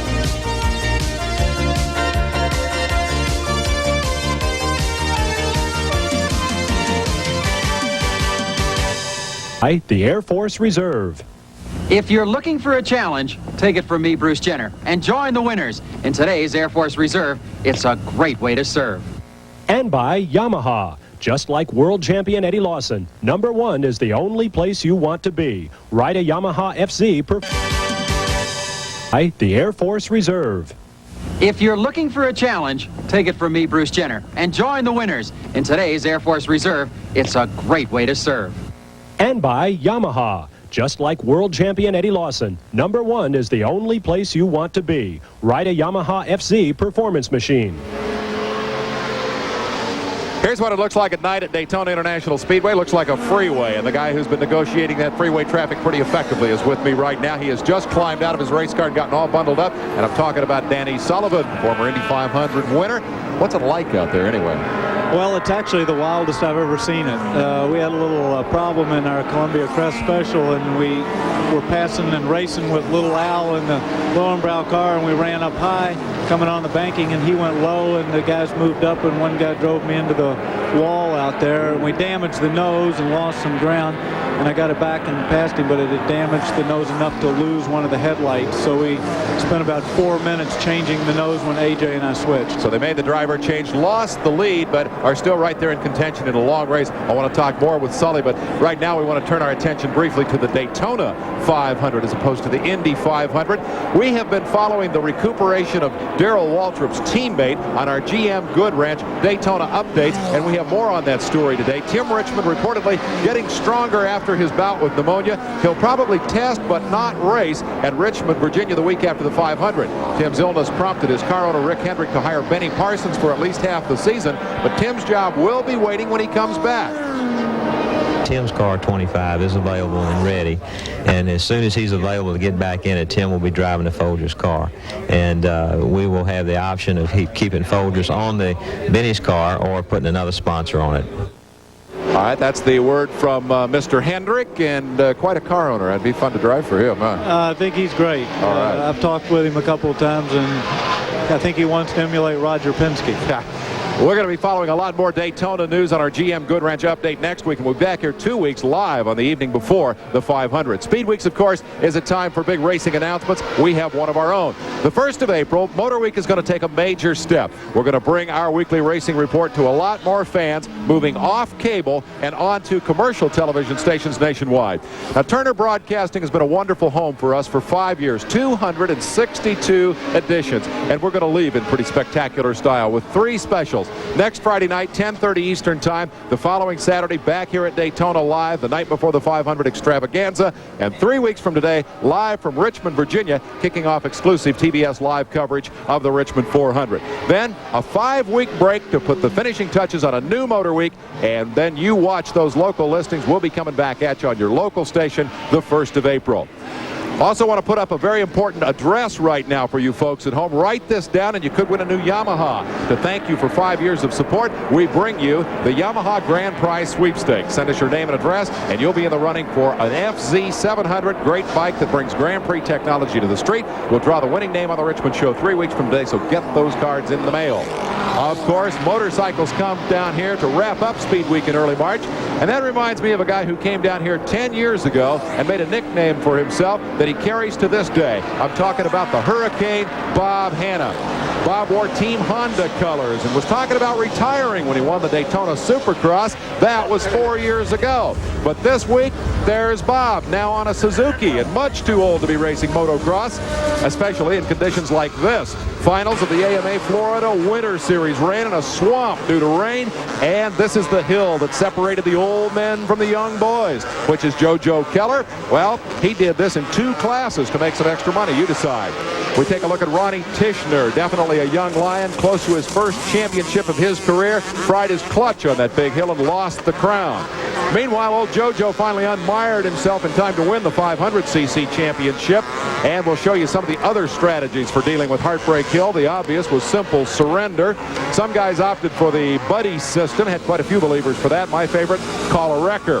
But who do you suppose marched through the mud with the greatest of ease? You guessed it, that's the Hurricane. Bob Hanna blows through the Sunshine State just like he did 10 years ago, walks away with the 250 class championship, then passed up the champagne and cake for his 31st birthday because, well, he's in training for Daytona. Daytona I'm looking forward to. If I can, it's just about a month and a half off. If I can keep training and get a good start there and get lucky, have a few of those top boys fall on their head or something like that, I may win that one. I tell you what, when you go out and win races at his age in those kind of conditions and beat all those young kids, you've earned yourself the honors as our champion Spark Plug Racer of the Week. Tell you what, Danny Sullivan, we haven't sent one of those Racer of the Week plaques up your way for a while, but if you go out and win this thing this weekend, we might just have to do that. Well, I'd like to have that. I've missed that, and it's been a long time, so we'll see if we can't bring it home tomorrow. What a tremendous team you guys have. You, Foyt, and Unser Sr., the super team, 8 Indy victories among you. But you're a great road racer. This isn't alien to you, is it? No, of course, I haven't done many long-distance races, particularly 24-hour races. I think this is just my third 24-hour race. So, but I've done a lot of road racing. I enjoy it. I enjoy the night driving, and of course, with a team like that, you never have to worry about being let down for anything. But not only 8 wins, I think there's 121 kart victories in that deal. So there's a few wins. Talk about a record. We got to do another driver change here. Thanks for coming by. You guys stay warm and do good, okay? Okay, thank you very much. Danny Sullivan, I'm going to give you a quick look at the GTU class standings here as we take another quick break. We're going to be back with the GM Good Ranch race headquarters right after this timeout.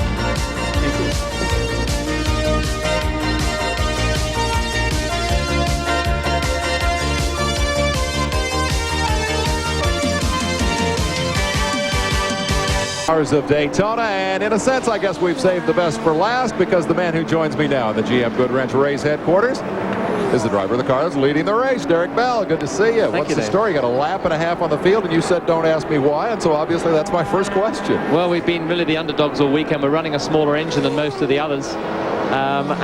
It's just been very hard battle. When I was out there, and I know when Chip was out there, we drove absolutely flat out for the whole race. It was really very, very hard, like a 3-hour race, not a 24-hour, and I began to wonder just how long the whole car was going to last. But we kept the pressure up, and some of the others have had problems. Well, the obvious question is, if you're having to work the car that hard, will it last 24 hours? Well, the reason we ran the smaller 2.8 engine is we feel the engine will last, and so consequently, that's the philosophy behind our moves. But it's a bit hard out there when the other guys pull away from you in acceleration. The ultimate frustration. This man is truly a jet-set racer, hopping back and forth across the Atlantic all the time. I'm sure you could tell us a story or two about wild nights in Monte Carlo, which is, of course, the jet-set capital of the world.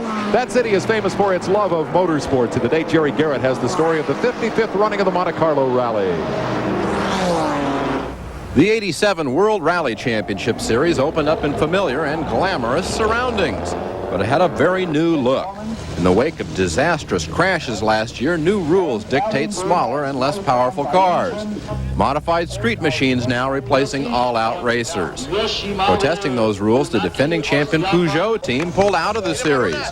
But Volkswagen, Audi, Mazda, and Subaru fielded huge Monte Carlo efforts. Their goal to upset the favored Lancia factory team. Leading the three-car Lancia charge was Juha Kankkunen of Finland, who won the World Championship in a Peugeot last year and then switched to the Italian team. Kankkunen's teammate Bruno Sebi of France took a turn at the lead, and so did Italian Mickey Biassione, as the Lancia staged one of the most exciting lead-swapping duels in Monte Carlo history. Late in the race, Kankkunen emerged as the apparent winner. Sebi was knocked out when his transmission exploded, and Biassione was more than a minute behind. But at the start of the final stage, the Lancia team manager ordered Kankkunen to slow down and let Biassione win. The outraged Kankkunen slowed down all right, literally idling through the final miles in protest and settling for second place. So the Italian team's favorite son, Mickey Biassione, is the Monte Carlo winner, perhaps with an asterisk. The season of change is underway, but it appears politics will once again mix with horsepower in the race for the World Championship. For Motor Week Illustrated, this is Jerry Garrett. And from the international scene, we go to the world of big business. When corporate raider James Goldsmith attempted to take over Goodyear, there were dire predictions that big tire company would pull out of racing. Well, this week, our stock car reporter, Benny Phillips, ventured into a rare North Carolina snowstorm to assess the pre-Daytona tire situation. There was a time just a few short weeks ago when it seemed that Goodyear racing might be left out in the cold, but that isn't the case anymore. At Huggins Tire Company in High Point, North Carolina, the primary supplier of Winston Cup rubber, they are loading the year's biggest shipment headed for Daytona. For the 500, we took 2,800 tires. We used 2,700 and some tires last year. 2 months ago, Thurman Huggins would not have given the price of a recap for his chances of supplying Daytona tires this year. Well, it looked very dim, very bleak. We thought that we would be out of business. Wall Street says it cost Goodyear $2 billion to stop that hostile takeover attempt. Racing's share of the bill is $20 a tire. The cost of each racing tire has been increased from $159 to $179. Car owner Richard Childress bought $125,000 worth of Goodyears en route to the 1986 championship, and he'll spend a lot more than that this year. Around $200,000 is what we're anticipating on the tire bill, unless you win races. This year, the winner will get 10 free sets of tires, which last year we won 5 races, would have been 200 tires. Give or take some bonus tires, top teams will spend an extra $75,000 for racing rubber this season. But those who make a living at 200 miles per hour certainly aren't complaining. It's something that we have to have. It's a necessity that you got to have is a good, safe tire, and Goodyear supplies us with that. They're all just thankful that we do have tires to run instead of being out completely. Financial stories are supposed to have a bottom line. In this case, where will the extra tire money come from? It's got to come from somewhere. That means we just got to run a little harder and make a little more money. In desperate need of snow tires, for Motor Week Illustrated, I'm Benny Phillips. Benny, you need to get on down here to Daytona, my friend. It was sunny and warm this morning when our Ken Squire visited with the head man at Goodyear Racing. Director of Worldwide Racing for Goodyear is with us. Leo, are you folks really out of the woods as you get to 1987?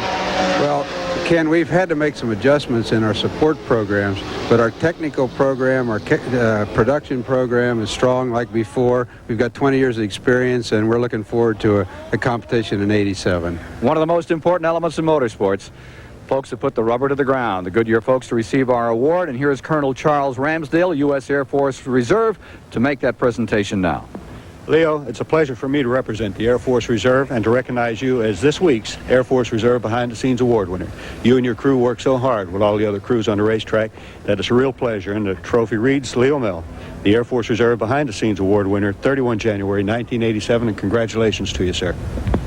Thank you, Colonel. As an Air Force veteran, I really appreciate the award. And thank you, Leo, for coming by. David, before we give it back to you, one other important piece of business to do here. I don't go anywhere without my scrapbook, and now it's time to turn to another page from it. February 1974, Daytona Beach, Florida. In deference to public outcry over the nationwide gasoline shortage, the Daytona 500 was shortened to 450 miles for the first and only time ever.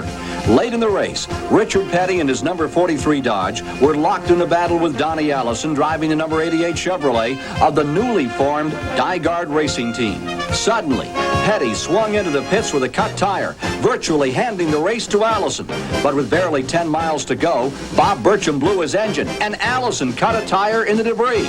Braking hard to avoid passing the pit entrance, Allison spun into the infield. And with Lady Luck riding alongside, Richard Petty took the checkered flag. The one and only Daytona 450 of 1974 became King Richard's 5th victory in NASCAR's showcase event. I'm Ken Squire. Join me next week for another great motorsports memory. Well, there's every reason to believe that this 24 hours of Daytona will go the full distance. Perhaps I could get Derek Bell to make me a prediction of what we'll see in the next 17 hours. Well, having seen the last 6.5, I'd dread to make any prediction at all. I thought there'd be a bunch of about a dozen really fast cars there all the way through the race, and it seems to have fallen apart at the seams. It's amazing how drivers just don't seem to really look at a race and think this is 24 hours, not a 6-hour sprint, you know, and the whole thing falls apart. The Jaguar is going very strongly. Obviously, we've got a big battle on with Mr. Foyt and Mr. Sullivan, and obviously Alonso Sr. They're driving extremely well. And, of course, there's 17 hours to go, so anything can happen. It's still early days. Well, you've certainly anticipated my next question. I wondered who the big challengers were going to be. These guys are still leading the race. I've got some other quick notes from elsewhere around the world of motorsports that are just in, and I want to pass them on. Drag racing, the quickest 16-car field ever in pro stock racing, is gathered in Pomona, California, and that's the season opener for the NHRA. Bob Glidden is the quickest in pro stock. Top Fuel, have you ever heard of Hank Endros from New Jersey? Well, I have, but he's never won a national. He is the top qualifier in Top Fuel. Funny car, Kenny Bernstein set a new national ET record to become top qualifier. And we've got, I believe, a bit of videotape we can show you of the Iron Man. That is, of course, Ivan Stewart in his truck. This guy was in the hospital the last couple of weeks with a back injury. Went out to the opener of the desert racing season, the Parker 400, led it almost all the way, and then the car broke, the truck broke, and so it goes. At the 24 hours of Daytona, I recall this man, Derek Bell, making a quote, 24-hour races are purgatory because they go on all night long.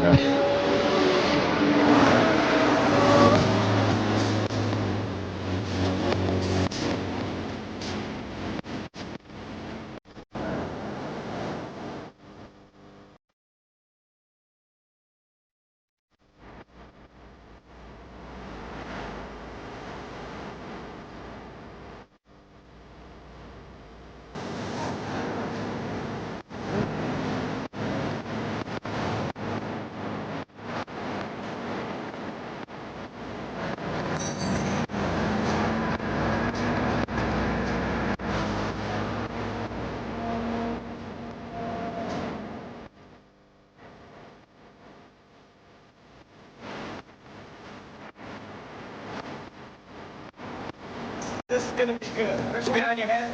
Well,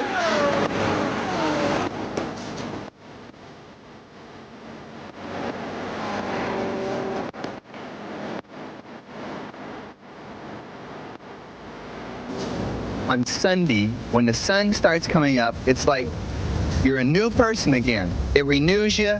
You're really on it to make it the rest of the way from that point on. That is the goal for every team here, is to see daylight. He ought to write a book. That's great, isn't it? Daytona sunrises are special. This guy's going for the finish. We're getting out of here. We'll be back in 1 hour with another report from Daytona. I'll see you next Friday night on Motor Week. So long, everybody. Promotional fee and consideration paid by Mr. Goodwrench and General Motors Parts. Nobody knows your GM car like Mr. Goodwrench. No one. And by Jaguar. Jaguar's Racing V12 sets the standard for a distinctive, elegant, all-around touring car. The Jaguar XJS, a blending of art and machine.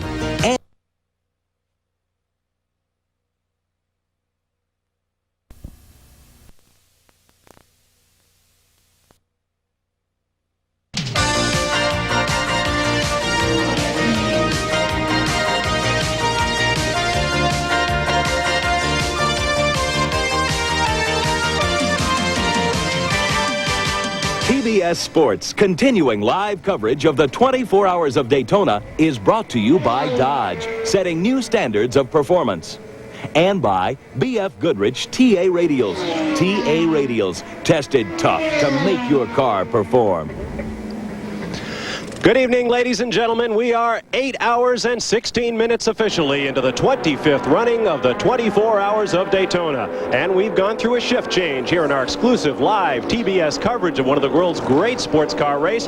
I'm Bob Varsha with you in our announce position. Bob Richards is standing by in our pit communication center. Bill Hennessy is along pit road.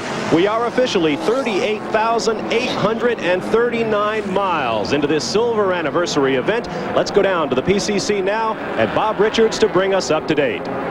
Thank you very much, Bob. We've been watching the number 14 Porsche 962 team that is in the lead. That car leading the race right now. That car won the race last year. Porsches have dominated this event, winning it the last 10 years, and they are doing awfully well once again. In second place right now, another Porsche 962, A.J. Foyt currently driving that car. A lot of Indy experience here. As a matter of fact, 8 Indy wins in that car. Now in third place, a bit of a surprise, a Corvette. At the beginning of our broadcast at 3 o'clock Eastern time earlier today, we heard that skeptics say if a Corvette can possibly contend in this event, it'll be a major miracle. And right now they are in third place. We're going to keep our eye on that for the rest of the night. Right now, Bill Hennessy is in the pits, in the leaders' pits. Let's go to Bill right now. Well, the Porsche Meister for the USA is, of course, Al Holbert, the defending champion both of this race and of the series. Al, the car looks like it's running on a rail at the present time. We understand there's a possibility you may don your gear and get in that car before the night's over. No, I don't think I'd do that. Of course, if one of the guys needed help, I would, but, you know, I have 3 of the best guys there are, and 2 of them could really do it if they had to, but they've worked too hard to give up any of the glory. Is it tedious sitting here on the pit wall watching that car go by? Well, of course it is, but obviously just to keep occupied is important. It's a new deal for me. Thank you, Al Holbert. We'll be back with more continuing coverage of the 24 Hours of Daytona in moments. Of Daytona, you're watching the leader, the number 14 Porsche 962, currently being piloted by Chip Robinson. Now another class here, the GTO class, and a pretty good story starting to develop. This has been an American-made dominated class right now, and we see a Toyota in third place. So Toyota, it's been a very good night for them so far, but currently Jack Baldwin's team leading. Pickett is in second. Now we're going to be back with another we will be back with another update an hour from now. Right now, let's go back to more night tracks on WTBS.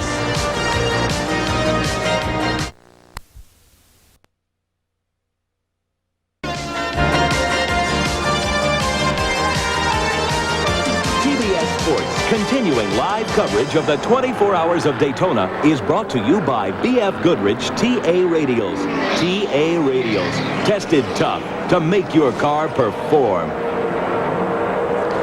You watch the circulating lights of race cars at Daytona International Speedway in Daytona Beach, Florida. Hello, everyone. I'm Bob Varsha, welcoming you back to our exclusive live coverage here on TBS of the 24 Hours of Daytona, the 25th annual event. We've been with you for the last 5 and glad to have you with us. Just over 9 hours ago, some 69 cars started this race. We now have 57 still running. Not bad attrition for a 24-hour race, though we must admit that some of the exits have been a little bit more spectacular than others. I'll give you a case in point, that being our defending champions in the GTO, that is the production-based big muscle car category. Just moments ago, the defending champions in that class, the Ford Mustang of Maurice Hasse, Lanny Hester, joined by Ken Johnson, caught fire explosively right on the front steps below our announce position here. Here's a look at it, the fire burning in the back very near the fuel cell. Driving at the time, I believe, was Maurice Hasse. He got out of it in a hurry, as you can see. The fire in the gas tank area quickly brought under control. We're happy to say nobody was hurt, no yellow flag. The race has continued apace. While we watch that, let's take a look now at our leaders at this point in the race. Some 11,000 racing laps and over 40,000 racing miles into this race. The number 14 Porsche 962, presently driven by Derek Bell, is right out front of the big GTP category. In the GTO category, that That is the big production-based cars. The Terry Labonte, Darrell Waltrip, Greg Pickett entry being driven by Pickett right now. It says Labonte there in red, but Pickett is now in that car. GTU, the Amos Johnson, Jeff Klein entry is running in first position right now. And in Camel Lights, it is Bob Earl and Don Bell out front right now. Bob Richards is standing by, as is Bill Hennessy down on pit road. Let's hear from Bill right now. Well, Cyril Vandermerven, along with Doc Bundy in the Hendrick Motorsports number 52 Corvette, while running third, experienced terminal problems. Their car has been sidelined and withdrawn from the 24 Hours of Daytona with problems in the valve train assembly. We're with Roger Mandeville. Roger has finished third and second in class here at the 24 Hours of Daytona. It was a brand new effort for the 87 season with a GTO car, 3-rotor Mazda. Problems in the early going. Well, we had a slight problem with the right caliper. It has since been changed, and the car's running beautifully. No problems now. A little combative nature out on the course. Moments ago, you wrenched your shoulder when one of the GTP cars slammed into the side of you. Well, I would imagine GTP cars are pretty hard to drive at night, pretty hot, and I guess that guy was super tired and didn't see where he was going. Roger Mandeville will be continuing in the 24 Hours of Daytona when he climbs back in the car. We're going to take this break, and we'll be back in moments. Our live coverage of the 24 Hours of Daytona. Let's go down to Bob Richards now in our STP Pit Communication Center. Thank you very much, Bob. As Bob was saying earlier, we have 12 cars out of the race and 57 running, and we do have some big names, some big cars out of the race. A little bit earlier, the number 86 Porsche 962 of Bruce Levin dropped out. The BF Goodrich team, number 67, that was on the outside pole, is also out of the race. So the front pole, both of the front row people are out of the race, and we also have the number 44 Jaguar. The underdogs every single year, they had problems once again. So that is what the story right here at the 24 Hours of Daytona. We are going to have another update for you in about an hour from now. We'll have all the latest here. Goodbye. We'll see you a little later.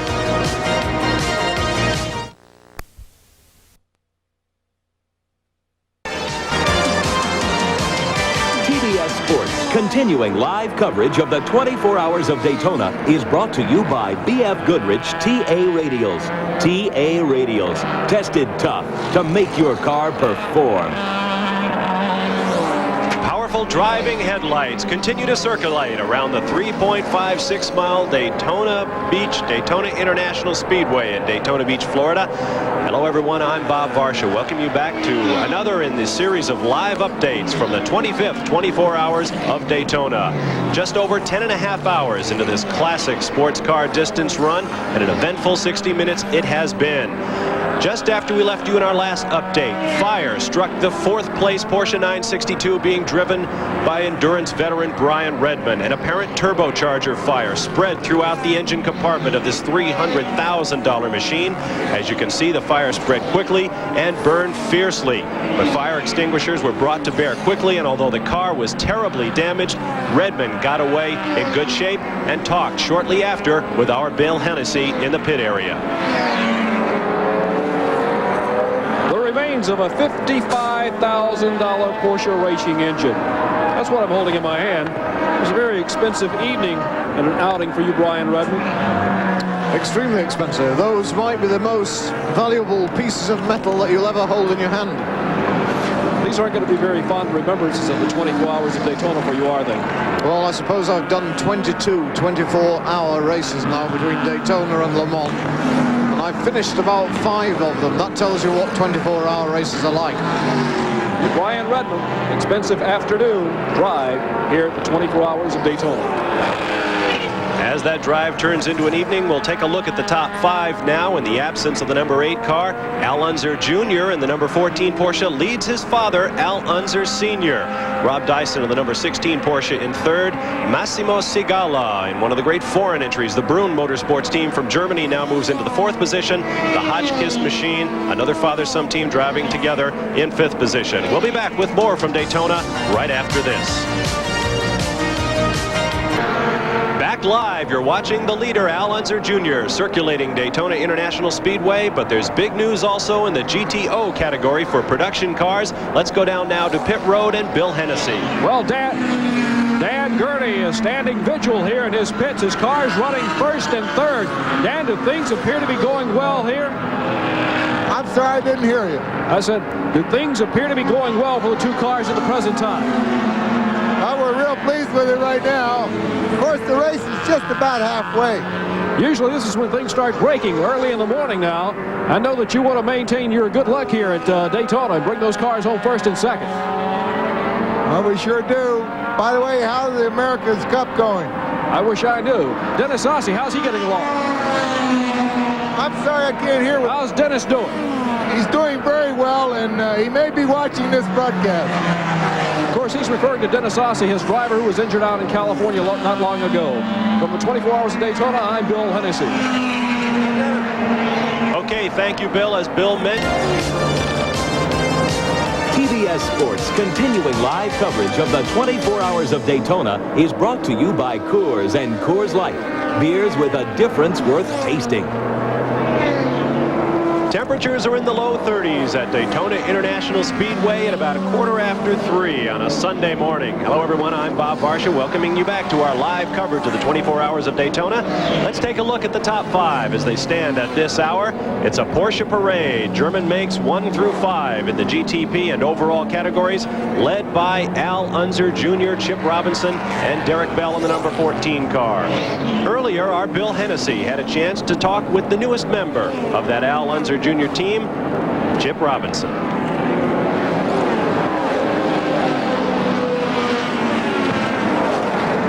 There's nothing like driving the lead car in a race the 24 Hours of Daytona. Chip Robinson, what an experience it is, moving up from a normally aspirated Jaguar into the number 1 team on the circuit. Well, it's been fantastic so far. Things are going really smoothly. We're in pretty good shape, I think. We've got about a 5-lap lead, even though that can go away awfully quickly in this race. It's got to be a tough transition to go around the clock for a guy that's normally involved in sprint racing. Physically, is it wearing on you? Well, I've been training pretty hard, so right now I'm in pretty good shape. We've been doing double shifts, which is 2 fuel loads. It's about 2 hours and 10 to 15 minutes.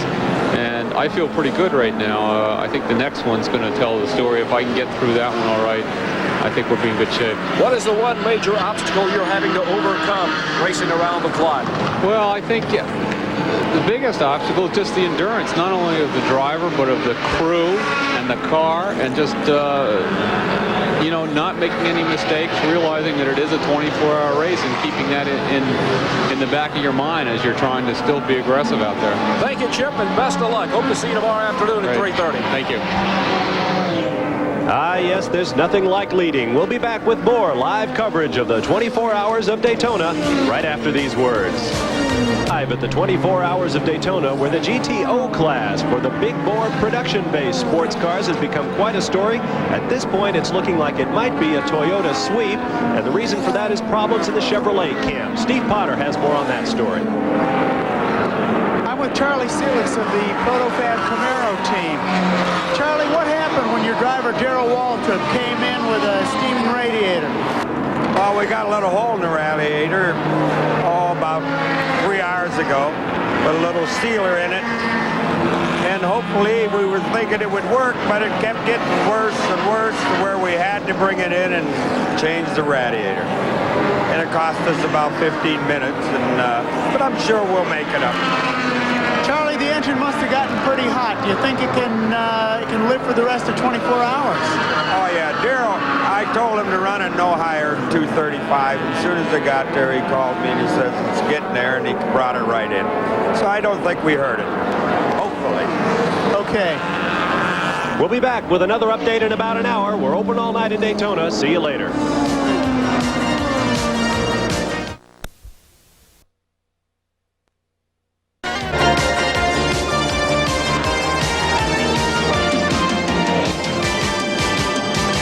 TBS Sports continuing live coverage of the 24 Hours of Daytona is brought to you by Coors and Coors Light. Beers with a difference worth tasting.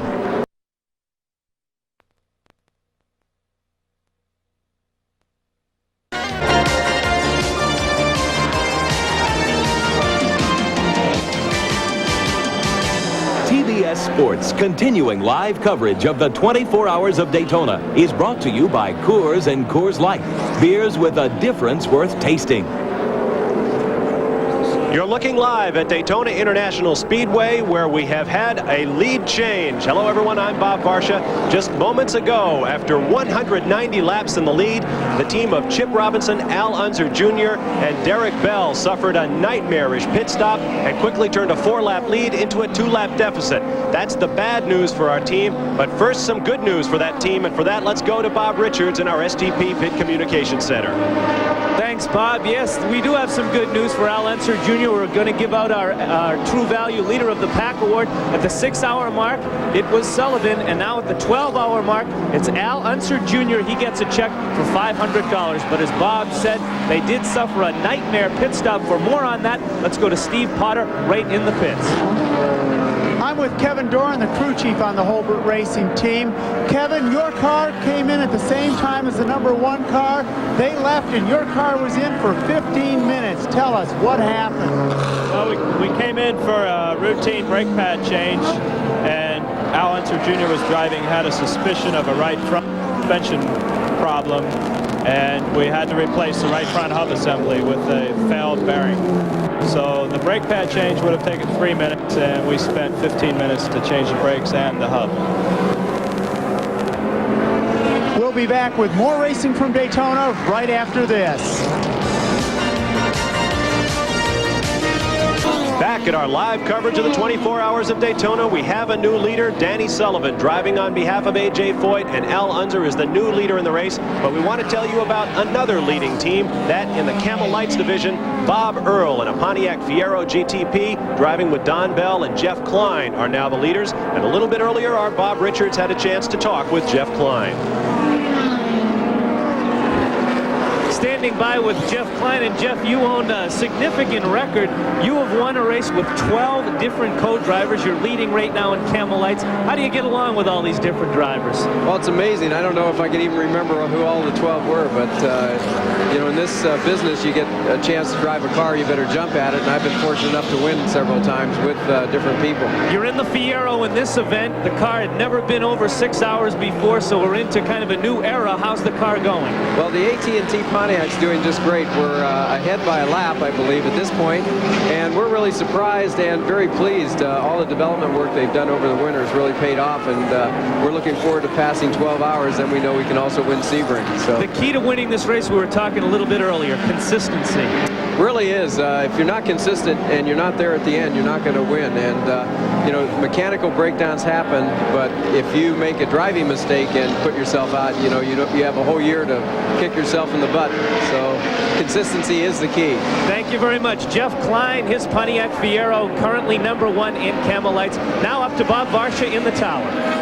Okay, thanks, gentlemen. Couple of important numbers at the 12-hour mark. 16,472 racing laps of this 3.56-mile Daytona International Speedway circuit. That totals 58,640.32 official miles of racing thus far, just about twice around the world. Lots more to come in our continuing coverage of the 24 Hours of Daytona. See you about an hour from now. Live coverage of the 24 Hours of Daytona is brought to you by B.F. Goodrich TA Radials. TA Radials, tested tough to make your car perform. The only tranquility is here on Lake Lloyd in the center of the infield at the World Center of Speed, the Daytona International Speedway. 16 hours, 56 minutes into this 24-hour, twice round-the-clock grind, and we have a battle that has first and second place separated by only 11 seconds. Good morning, I'm Ken Squire, and our updates here on the Superstation. A.J. Foyt, twice a winner here, 1983, 1985. His car is in front by 11 seconds over the Al Holbert team that won here just a year ago. It's been an incredible battle through the night, and it's been heating up over the past hour. Now we're taking a look at the interval. There you see A.J. Foyt's car currently being driven by three-time Indianapolis winner Al Unser Sr., and we're looking for second place to give you an idea of the interval on this 3.56-mile course. And there it is, car number 14. It's Robinson currently at the helm, sharing the driving chores with Derek Bell and Al Unser Jr. It's It's a long, there's the leader again. It's a long, hard pull through the night. You've used up all your uniforms. You may have 2 or 3 uniforms, but right now they're all clammy and cold as you climb back in. It dropped below 40, nearly to freezing last night. There you see the standings. And notice 3rd and 4th. There's a tremendous fight going on there. The Italian team, that is Loare, Segala, Brancatelli, fighting with a Dyson car. And just moments ago, that Dyson car moved up in front of them in the Italian organization. They're 5 laps down from the leader at the present time. It is a great race here at Daytona. I can't ever recall one as close as this at this point. And we'll be back with more on the 24 Hours of Daytona. A look at the GTO class and others in a moment.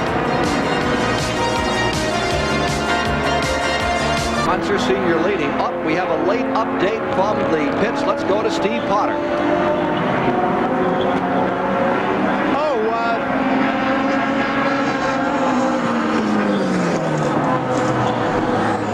Nice going, Steve. He's found breakfast. Prepared this wonderful breakfast: eggs, ham, potatoes, fruit salad. But Ken, I think this story is going to take a little bit more investigation. Could you get back to me in a couple of minutes? All right, we'll try to get back to you a little later. It's breakfast time here at Daytona at the STP Pit Center. Here's Dave Despain. Let's take a quick look at another great race, Ken. We said, what was it, 17 hours ago, GTO would be a great battle. The stock car heroes are gone. The Chevys have been breaking. For the first time in 24-hour history, Toyota leading the class. Millen and Cord out front. The charge is coming from the Ford that had early problems. Lynn St. James, Tom Gloyd, Bill Elliott in a Mustang have gotten help from Scott Pruitt, former champion in this division. His GTP car broke. He climbed in the Ford, has helped charge back through the field, and right now, that is your battle. The other Toyota is 3rd. This car, Rice, Fangio, and Rudd has been having overheating problems, but that is a great battle in GTO. We'll have more on it later. Meanwhile, A.J. Voigt's car stays out in front. Unser Sr. at the controls. Coming up next, more Tom and Jerry cartoons, and we'll be back live from Daytona at 9:25 Eastern.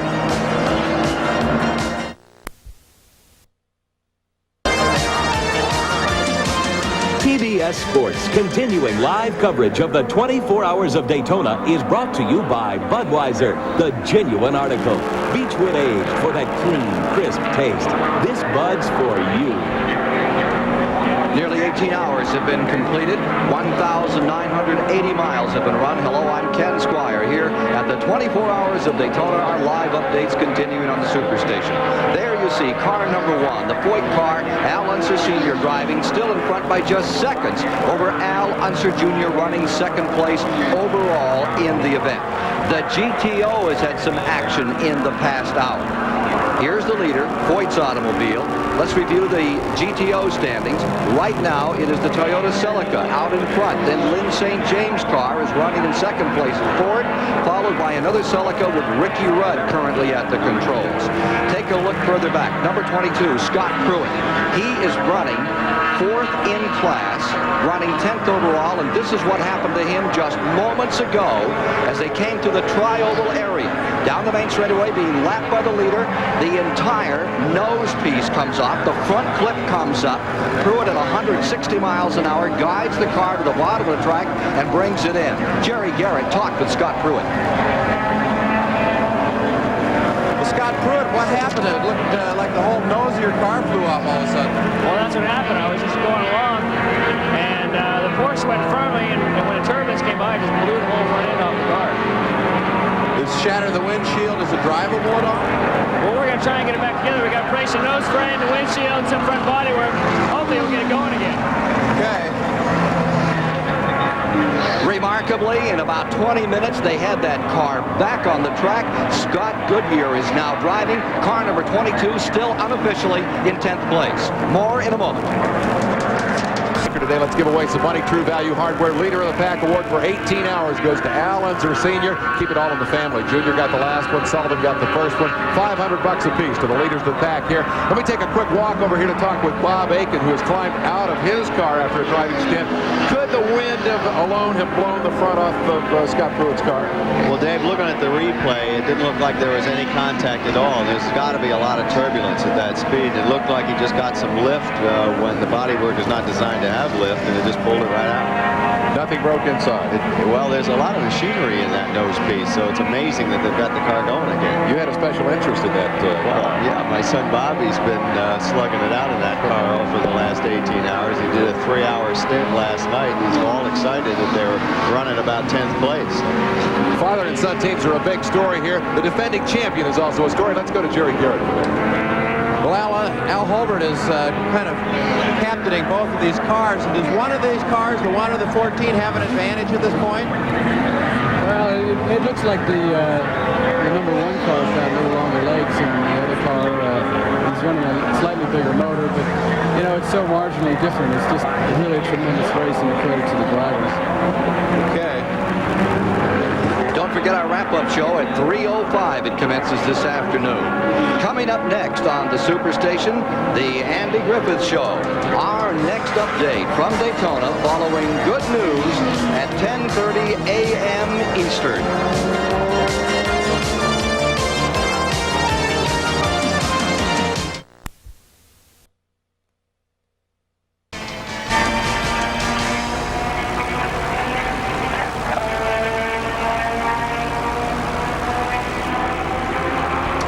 One of the greatest battles in the 25-year history of the 24 Hours of Daytona. Welcome back to Daytona International Speedway, where the 2 cars that have swapped the victory here the last 2 years are at it again. This car won a year ago. Derek Bell, Al Unser Jr. were at the wheel. Chip Robinson, the new member of that team, and they're back out front again. Hot on their heels, the so-called Super Team. A.J. Foyt, Al Unser Sr., Danny Sullivan, 8 Indy 500 victories among them. They are chasing the leaders. It's been a lead-swapping battle all night. It looks like it'll go all the way to the finish. Quickly, the Camo Light Division, great story. Jeff Klein had a huge lead. His car broke, stopped out on the racetrack. Looked like they were out of the event. Klein got out his toolbox, got it running, got back onto pit road, and there they were able to effect repairs on the cars and get back out in 3rd place. Gives us a new leader in the Camo Light class.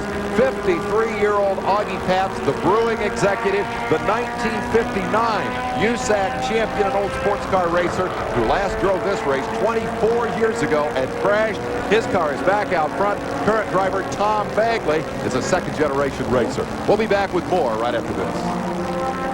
The 24 Hours of Daytona, the leaders averaging 111 miles per hour, 6 miles per hour over any existing record. Hello again. I'm Ken Squire, and our old racing sidekick. Bill Adam is back with us. What's working, what isn't out here? Well, I'm not working for the rest of the day as far as a race car goes. Our Morrison Cook Corvette suffered a terminal engine failure, and for the rest of the field, it's really somewhat of a mystery. It's been a very, very good temperature for racing, cool temperatures that keep the turbochargers at a very nice operating temperature, but there have been some very strange blowups. The Jaguar is out. A lot of the very, very fast Corvette is out. Corvette is out, of course. That was the dark horse. And the Ford went away. David Hobbs. Ford is gone. It just shouldn't have happened. This should have been an absolutely perfect race for a tremendous long battle with 20 cars. Now we're down to the final 5 or 6 really good ones, but still, incredible race. Well, like so many things in life, there are no shoulds. What do you think about this 118-mile-an-hour lap that's being turned out by the cars in 1st and 2nd place, those Porsche 962s? It's very surprising at this point. Shouldn't be this quick, but it is. All right, we'll be back with more from Daytona in a moment. 5 this afternoon, and right up in front, we'll condense many of the highlights in our Valvoline update. So stand by at 3:05 for that this afternoon. The intrepid Bob Richards went out into the darkness and brought us back a report about what goes on where the majority of folks watch this race. My shift ended at about dawn this morning. The all-nighter was over, but the fun was just beginning. A trip through the Daytona infield on the morning of the 24 Hours is one you won't soon forget. Staying warm was the top priority for these hardcore fans. How did they do it? A cold beer, that's all I need. Not everyone was interested in just a liquid breakfast. A lot of people came a lot better prepared, even if the menu was a little bit on the simple side. Got the stove here. What's for breakfast? Bacon.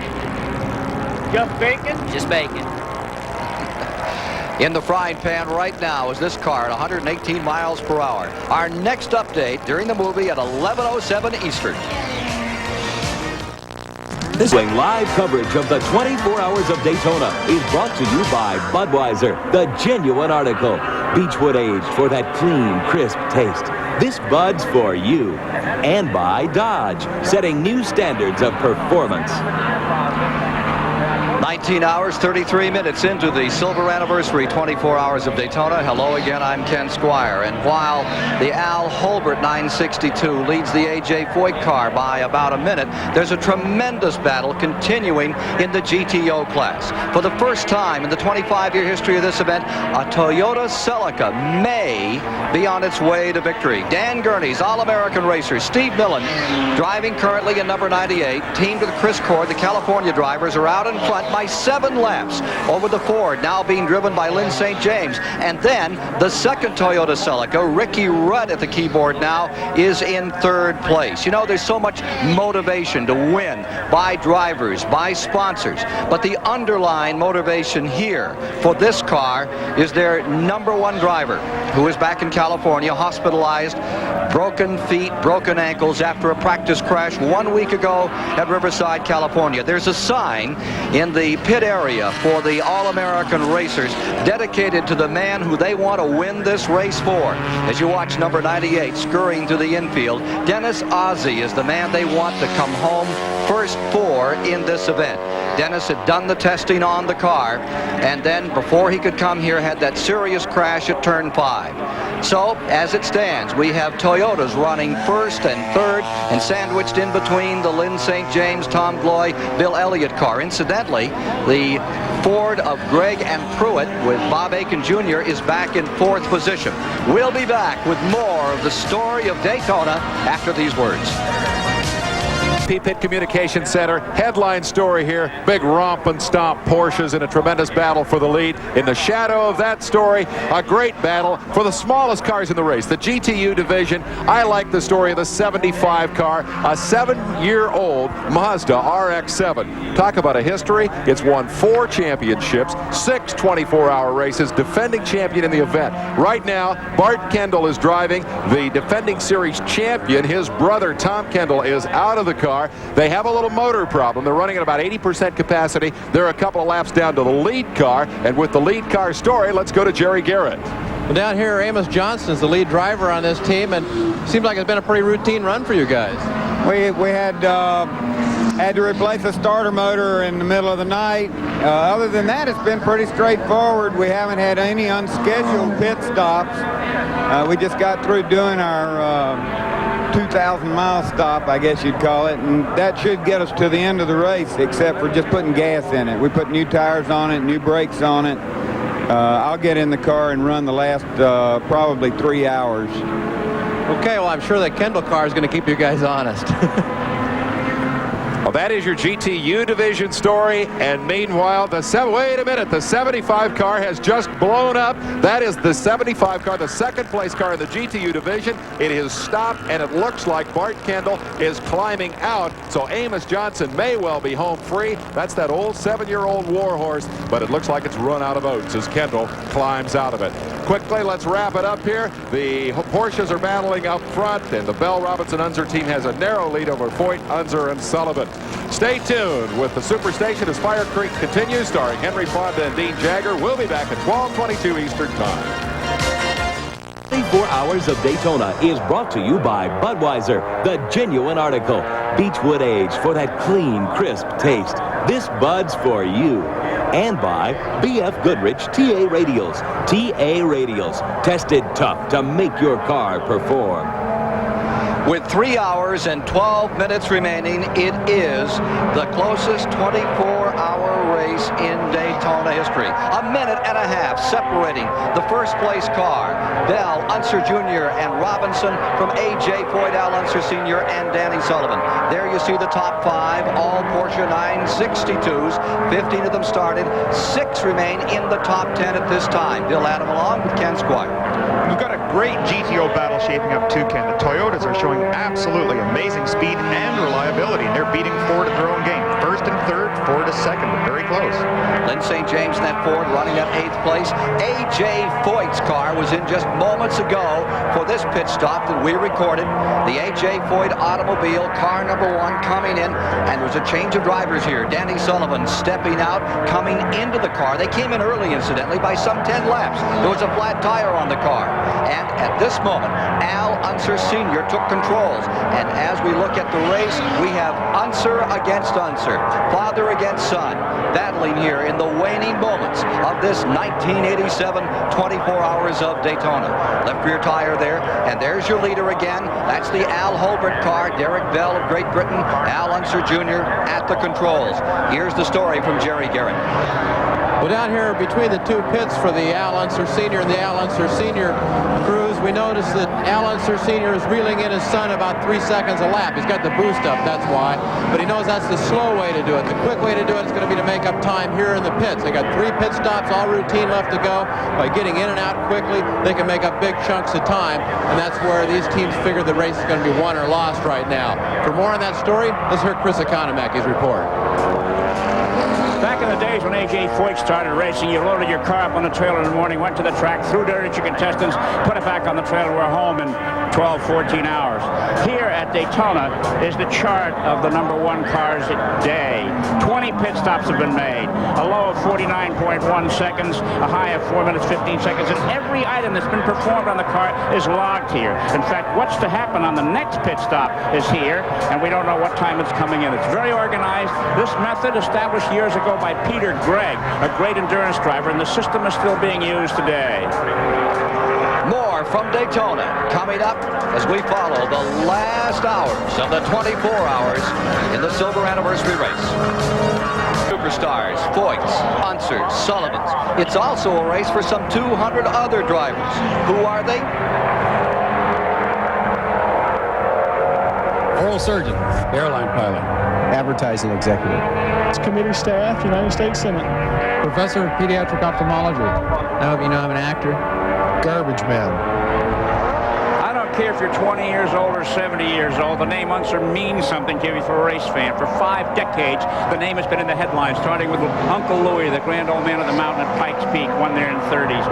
Bobby Unser, 3 times Indy winner, many times. And now we have Al Sr., 3 times Indy winner on the track against his son, Al Jr., Can-Am champ, at 82 at Indy, and now he's out there trying to get even, break the tie that exists between father and son in the race today.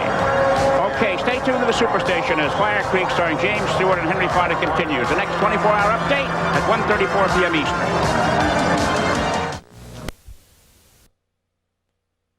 Daytona is brought to you by Budweiser, the genuine article. Beechwood aged for that clean, crisp taste. This Bud's for you. And by B.F. Goodrich TA Radials. TA Radials, tested tough to make your car perform. Just 2 hours remain for the 32 cars left of the 69 that started. It's 3:30 yesterday, and car 14 is in the lead, and they had an ace up their sleeve, and that ace is playing right now. His name, Al Holbert.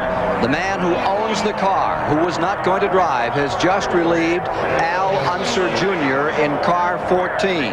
The heat, it's back up into the 70s. It nearly froze up last night down to 34 degrees, and that heat has been terribly debilitating on both of the top teams, which are now separated by just 43 seconds. Let's take a look at that last pit stop when car 14 came in. The leaders in the lead lap, just seconds apart. The closest finish has been 1 minute 49 seconds just 1 year ago when Holbert's team came from 21 laps down to win.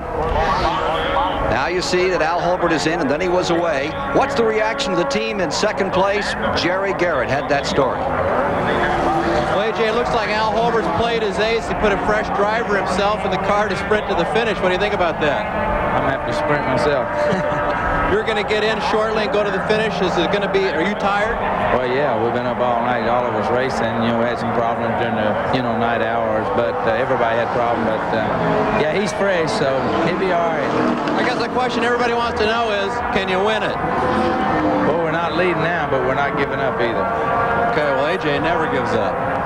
Supertex has teammate Al Unser Sr. in the car. There you see the team waiting for Unser to come in. Foyt will then clamber into the car for the last moments of the race. There's AJ's car. We'll be back with more from Daytona in a moment. Status report on these leaders. Jerry Garrett, what's your summation of what's happening with these first and second place cars? Well, as you mentioned, Ken, the heat factor is really something for it to have been so cold and now so hot. It really has taken it out of the drivers. In a 2-hour stint, you're like a limp dish rag. Did Unser Jr. stagger away from that car? I've never seen him so tired coming out of a race car in 5 or 6 years of watching him race. And he was the one in the 14. Look at the smoke barreling out of the back of that lead automobile. That's been going on for a couple of hours. Apparently not a problem. Let's get a word from Chris Economaki. Chris, how do you see it? Yeah, well, I think that the big difference here is the speed. They're going to go 150 miles further this year than they did last year. Remember, there's almost double the amount of darkness at Daytona than at Le Mans. It's truly one of the toughest endurance races in the world. To the STP Pit Center, Dave Despain. Quick review of some of our other classes. The smallest cars in the field, Johnson, Shaw, and Lazier now have a 15-lap lead in GTU. GTO, big surprise. The Toyotas have never led this race 22 hours into it. Millen and Cord have a 69-lap lead. Biggest comeback of the race. Bell, Klein, and Earl in the GT light class, the GTP light class. And we're going to talk more about that, I believe, in our next report. It's quite a story what these guys have been through in the night. I like the race for second. Talk about a battle of corporate giants. We have here 53-year-old Augie Pabst of Brewing Company fame racing diligently for second place with Chip Meade. Yes, that is the paper company Meade. That's the race for second and third. But the big story is Bell, Klein, and Earl. We're going to get that for you in our next report, which will be back in 35 minutes. That is at 2:14.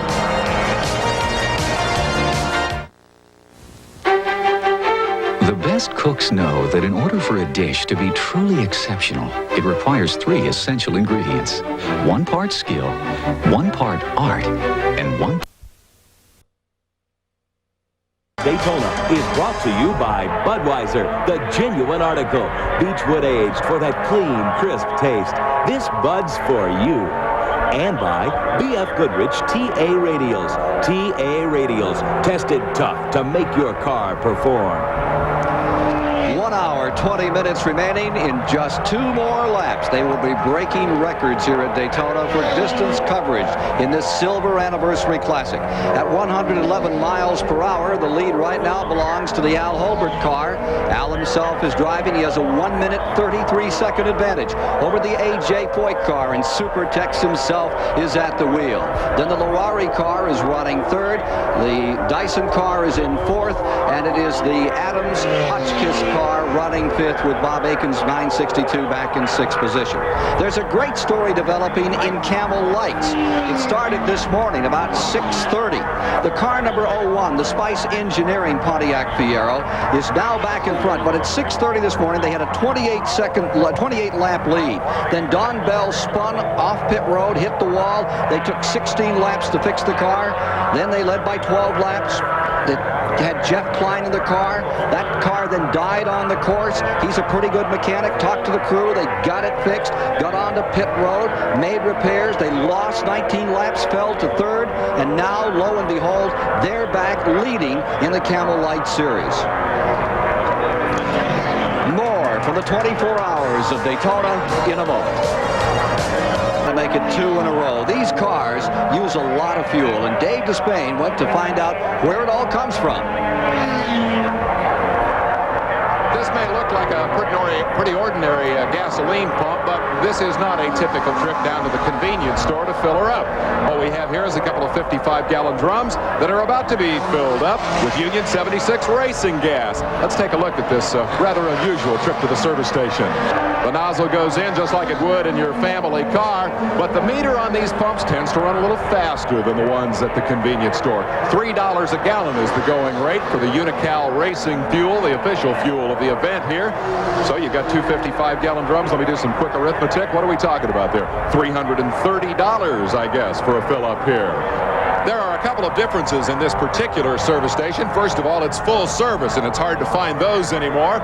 It looks like an ordinary service station, but in reality, it does a booming business during the 24 hours of Daytona. They're pumping 17,000 gallons, estimated, out of this place in the course of the 24 hours.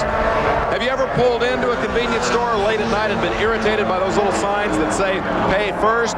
The biggest difference between this station and the ones you visit on the street is right here at the pump number. When you're all done and you've run up a bill of, looky there, $150, the Union 76 people will reward you if you have been diligent enough to persevere all through the night. And what do we do when we're all filled up? We click the meter, and this gas is free. A look to the GT, and there you see the car that's leading in the GTO class. A major upset happening here. It's the Dan Gurney All-American Racers.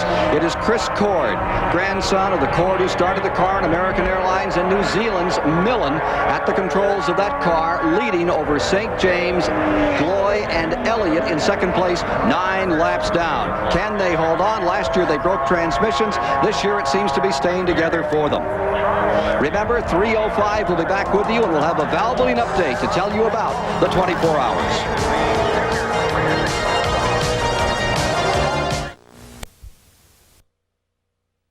In the 25th anniversary edition of the 24 Hours of Daytona, the final pit stop for the leader. Clambering out of the car, 46-time IMSA winner Al Holbert, the man who brought his team to victory here 1 year ago. Derek Bell of Great Britain, 2-time world champion, gets himself into this $500,000 Porsche 962. Bell, the 2-time world champion, to try and bring the car home. The window knocked out, the car beginning to show a lot of smoke as the engine loosens up. But for the moment, as Al Holbert steps away, Derek Bell has control of this race and is trying to bring it home to give Al Holbert and his American team 2 wins in a row here at the 24 Hours of Daytona. TBS Sports presentation of the 24 Hours of Daytona is brought to you by Dodge, setting new standards of performance. And by B.F. Goodrich TA Radials. TA Radials, tested tough to make your car perform. And by Budweiser, the genuine article. Beechwood Age for that clean, crisp taste. This Bud's for you. It is a remarkable contest, this silver anniversary 24-hour endurance program here at Daytona. As we get down to the final moments, good afternoon, I'm Ken Squire, and alongside is Bill Adam, who gave it his best shot in one of those Corvettes. And as matters now stand, the number 14 car is in front, and the car that was chasing it, well, the story there, about 40 minutes ago, A.J. Foyt's car developed a death rattle. And then, just moments ago, the car finally had a glitch and stopped on course. A.J.'s car is coming down in the standings at the present time. Let's look at what happened to A.J.'s car, number 14, earlier here, just moments ago. The number 14 car had been sounding worse and worse for maybe 20 minutes before it went away. Yeah, it was really unfortunate that after running such a tremendous pace early on, I think it finally took a toll. And we had talked earlier about this incredibly high boost, the very fast race pressure that went on, and here was what happened. There's A.J. clambering out of the car and asking for the record, put the car on the hook, which would eliminate it. As matters now stand, he has fallen to 4th. Now remember, it's distance covered in the elapsed time, so he can still finish up in the standings. But here's the car everyone is talking about. Al Holbert looking to win 2 in a row, the first man to do so since 1975, 1976, and the late great Peter Gregg. There's battles in all 4 classes that have been remarkable, and I think we're getting a lead change in GTO at this very moment. Let's go to Dave Despain, who can update us on the other classifications of racing here in the 24 Hours of Daytona. Thank you, Ken. We talked at the top of the show about the fact that there would be 4 races within a race, and we've had spectacular action in all 4 divisions. Let's quickly give you the headline stories here and then get into it in a little more depth. Al Holbert tried for 10 years to win this race before he got his first one last year. Now it looks like he's going to get 2 in a row. Bob Aiken, who will join us in a moment, said it would be the 8th wonder of the world if anybody upset the Porsches here. It looks like it's going to be a 6-car sweep for the German juggernauts in the GTP class. GT Light Division, best comeback of the race, Don Bell, Jeff Klein, and Bob Earl, leading by 26 laps. Trouble. They fell 7 laps behind. They've made it all back up, and it looks like they're going to win it going away. The drama right now is in the GTO division. Toyota had never led in this class. I have just been informed that Toyota has lost the lead. Here's the story. They've come here for years doing battle in this competition, racing the Fords and the Chevys, the big American-built iron, the stock cars, if you will, that dominate in this class. Those little Toyotas paid their dues, and this year they ironed out all the bugs. They got the transmission that would go the distance, and they have led this thing all through the night, all through the day today, and now 45 minutes from the finish, the suspension broke on the car driven by Steve Millen and Chris Cord. Frantic repair, but just moments ago, in fact, since we began to speak, they have fallen to second place. The lead goes to Lynn St. James, Tom Gloy, and the stock car hero, Bill Elliott. The Ford Mustang has taken the GTO lead. And finally, we take you down to the smallest cars in the field, the little GTU division, dominated by the Mazdas. And again, they have come through here. Amos Johnson, Dennis Weaver, and Bob Lazier are en route to what looks like it will be a very impressive victory. That's sort of the headline, if you will, the cream off the top of a wonderful 24-hour story. We want to take a look back a little further into some of the highlights and so forth. Let's go back up topside to Ken Spoil. Indeed, for the moment, as we watch Al Holbert's team with Derek Bell now at the controls trying to win this event, let's take a look at the highlights that we have seen in the past 24 hours of competition. On the 3.56-mile track at about 3:30 yesterday afternoon, a field of some 69 cars rolled out. And right at the start, Bruce Levins beautifully turned out. Number 86 took the lead. But here was the car to watch. The 52, the American Hope, the Chevrolet Corvette battled with the 86. And there you saw the number 52 going out in front, Cyril van der Merwe in the Corvette, the prototype Corvette. Here once again was Klaus Ludwig on the attack and taking the position back in the 11 Porsche 962. A great dice up in front in the early going. Back to the 31-degree banking they traveled.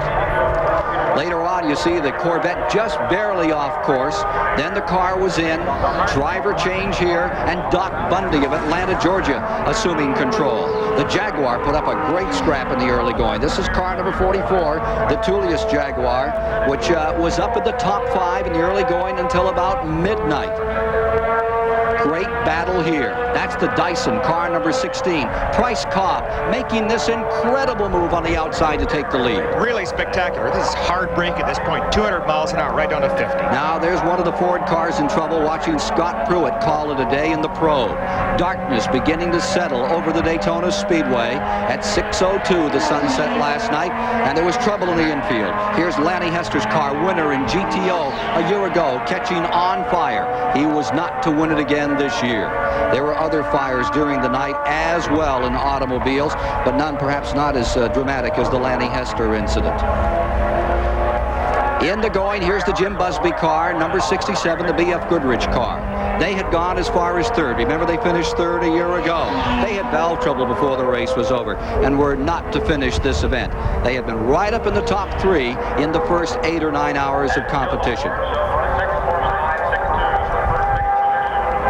It was a broken valve that put them away. Now here is Derek Bell just around dawn. They blew a tire coming through the 180-mile-per-hour portion of the course.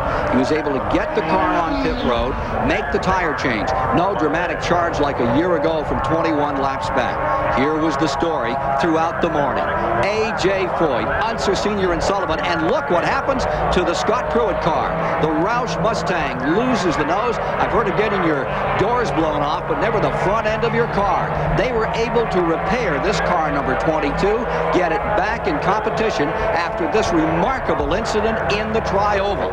Incidentally, that number 22 is currently in third place in GTO. Then it was Holbert back in front.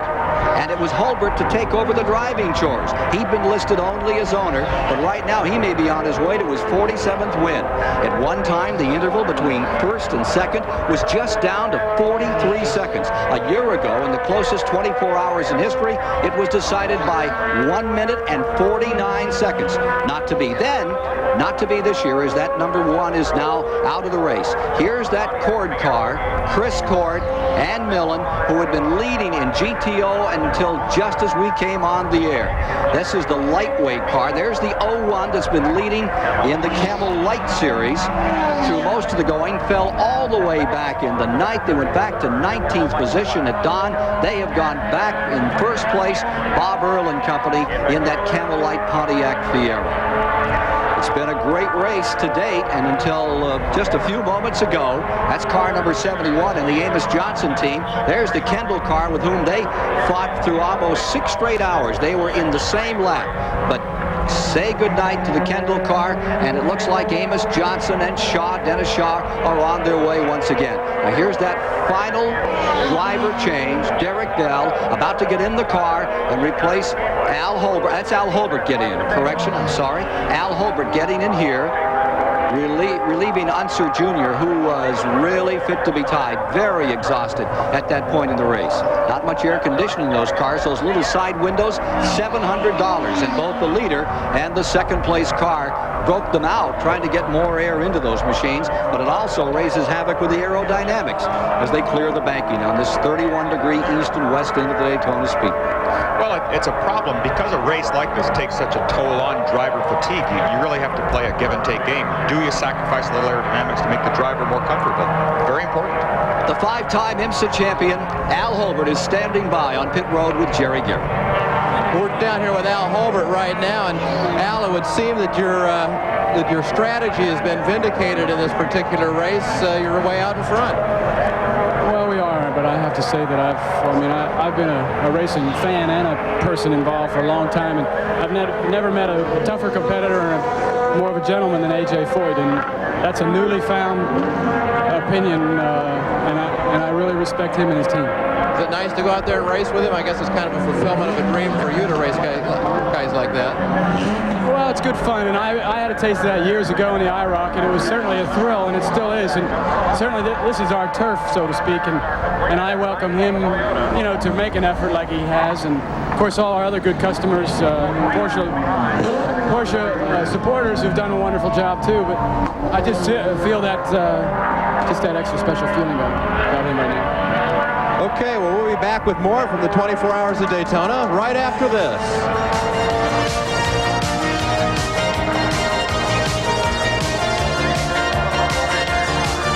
Down on the first event of Speed Weeks 1987 here at the World Center of Speed. The 24 Hours of Daytona looks to be the property of Al Holbert and company. Massive crowd in the infield, and there you see the number 14 going for 2 in a row at this point. I think for me, however, the most exciting moments, there's so many stories within this race, we've had such a good race up in front, is the GTO story that is being told by Dan Gurney's All-American race team. That Toyota Celica, that car number 98 that's now on pit road, that car is like a Sugar Ray Leonard up against a Larry Holmes. Little 124cc engine, cubic inch engine against the 310s, up to 400 cubic inch power plants, and it has led so much of the way for Gurney and company in a race they dedicated to one of the fine drivers in American motorsport, Dennis Ozzie, who we hope is watching and enjoying our coverage today. Dennis, everybody here misses you. As you know, Dennis crashed in practice, broke both his ankles in Riverside, California a week ago, getting the car ready to stay right up in second position. Here's the number 14 staying in front. Dan Gurney came here in 1962 in a 3-hour race that started this series back in the early days. Remember that, where he beat Bill Hill when he just cranked that old Lotus and brought it across the line at the last moment, parked against the wall. They wouldn't let you do that these days, Bill. I remember that so well. I was a real motor racing fan at that point. Gurney was and still continues to be a hero. Wonderful. Let's go to Dan Gurney with Chris Economaki. Dan, you remember back in 1962 you were parked up there. How long did you wait before you pulled it across with the key? About a minute and a half. It had a connecting rod sticking out through the side of the engine. So all I had to do was first turn left. You could roll down the hill. Okay, and you want it on the... Right now you got problems here. Over the years, has there ever been a 10-foot like this? Your car was waiting until 1 minute ago, and now it's not, I understand. That's right. And a small failure. It's been a hard struggle for 23 hours and 40-some minutes. What's the situation with the car right now? It's out there running right now. We had about a 7-lap lead about 20 minutes ago. Okay, so Dan Gurney's concerned about this car. We appreciate him taking time to talk with us. Back to you. And there is the car, which is currently being shown in second place. And up in front, Lynn St. James, the SCCA Trans Am champion a couple of years back, Tom Loy, and $1 Million Bill Elliott leading in car number 11. But the Toyota Celica has really made history here today, running 24 hours. It's still in the hunt. Well, it really has been a most impressive performance, and Toyota's had such adversity this week, overcoming the loss of Dennis for quite a few months. He'll be out, of course, unfortunately. But the car, as you say, it really is competing here with a small engine. Doesn't have the big cubic inch V8 engine of an American car. It doesn't have the backup. Roush has, what, 5-6 cars here. There are 2 Toyotas, and they've both been so impressive. Let's check on other motorsports news around the country. Bob Varsha is standing by with a GM Goodwrench update. Thanks, Ken. Well, out in Arizona, the Parker 400 has become the latest triumph in the career of racing prodigy Robbie Gordon. Co-driving with his father, Bob, young Robbie, a teenager, came from behind in the late going yesterday to win the Parker 400. That's the off-road season opener over a record field of over 400 entries, plus early leader Ivan Stewart. And you can imagine that made the Gordon family one very happy bunch of people. At Anaheim, California last night, 1985 Stadium Supercross champ Jeff Ward won the opening round of that series in Anaheim, but the event was marred by a bad fall taken by last year's champ Ricky Johnson, who was knocked unconscious. The field made 2 laps before they could get the race stopped, but it appears that Johnson is going to be all right. Here in Florida last night, a crash-filled evening at Volusia County Speedway, not far from right here at Daytona, was marred by a tremendous 7-car spill. You'll see it right here. It was sparked by USAC midget champ Rich Vogler. Nobody hurt. Took a while to clean up, though. That was in the B main. The A main, a walkover for this guy, Bobby Davis Jr., outlaw sprint star. What a day for New Jersey's Hank Andres, a 20-year veteran of Top Fuel Racing at the Winter Nationals in California. He is the leader in the Top Fuel class. He'll meet another great comeback story, Dick LaHaye, in the first round. And finally, good weather, make that bad weather, at least bad weather for snowmobiles, is ruining the races going on up in the Northwest. It's delayed the Formula One final up in La Crosse, Wisconsin. Of 200 starters in a 500-mile enduro from Thunder Bay, Ontario to Minneapolis, Minnesota, only 95 are left. They're not sure they're going to have enough snow to finish it. We'll have the stories on these and the rest of the racing news next Friday night on Motor Week Illustrated. That's it for now from the GM Goodwrench Motor Week Illustrated Racing Update Center. Thank you, Bob. Glorious day for car number 14. Temperature now in the mid-70s.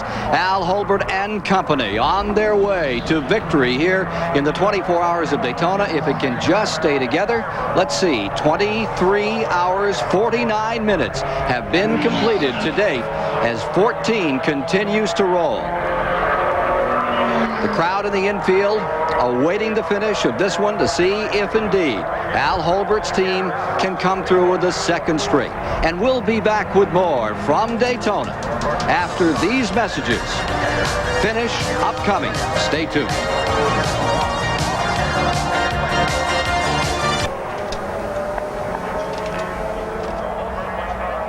Promotional fee and consideration paid by STP. For nearly 3 decades, America has been driving and winning with STP. STP is the racer's edge. And by Mr. Goodwrench and General Motors Parts. No one knows your GM car better than Mr. Goodwrench. No one.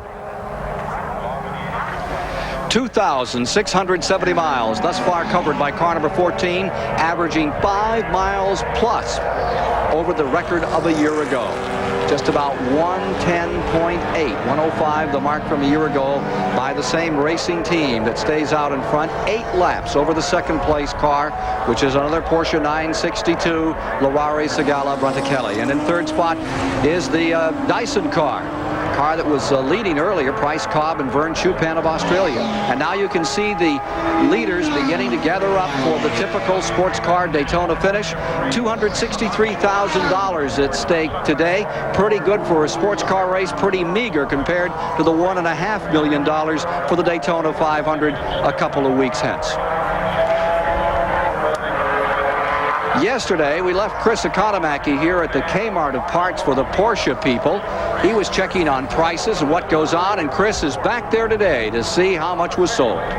If you remember, yesterday I left you at this magnificent Porsche Emporium that has 30,000 parts for its 9 customers in the race. They expected a lot of business. Well, they tell me now that it's been sort of a slow weekend. No big ticket items. Business as usual. And I just asked Peter Schmitz if he's going to have a big end-of-race sale, and he almost had apoplexy.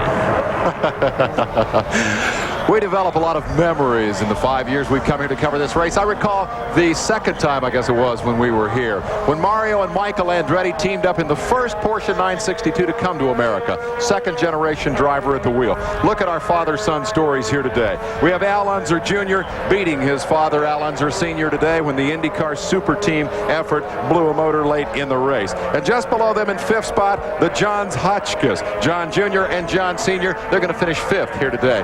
Remember Bob Aiken? Well, let's talk about that father-son story. You got to be pretty proud of the kid. Bobby Jr. is going to finish 3rd, it looks like, in the number 22 GTO car, Bob.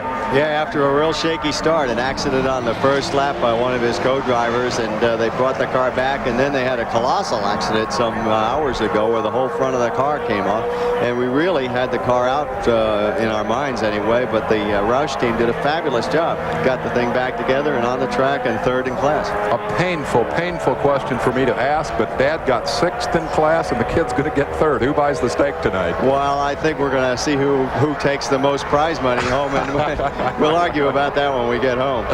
So it looks like the father-son stories may be continuing. This race is continuing right down to the wire, and we're now, I believe, inside 3 laps to go. Ken, is that right?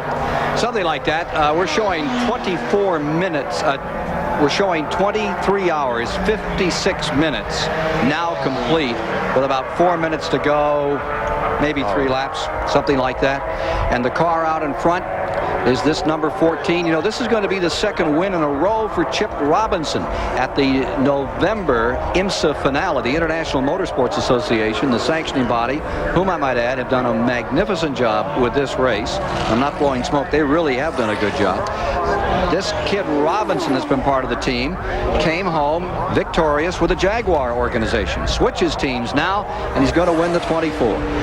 There you see the number 3 car, Loari Segala, Broncatelli, 2nd place car pulling up into the picture, and a lot of smoke continues to bellow out from that car as it has an engine continuing to loosen up. Here's Jerry Garrett.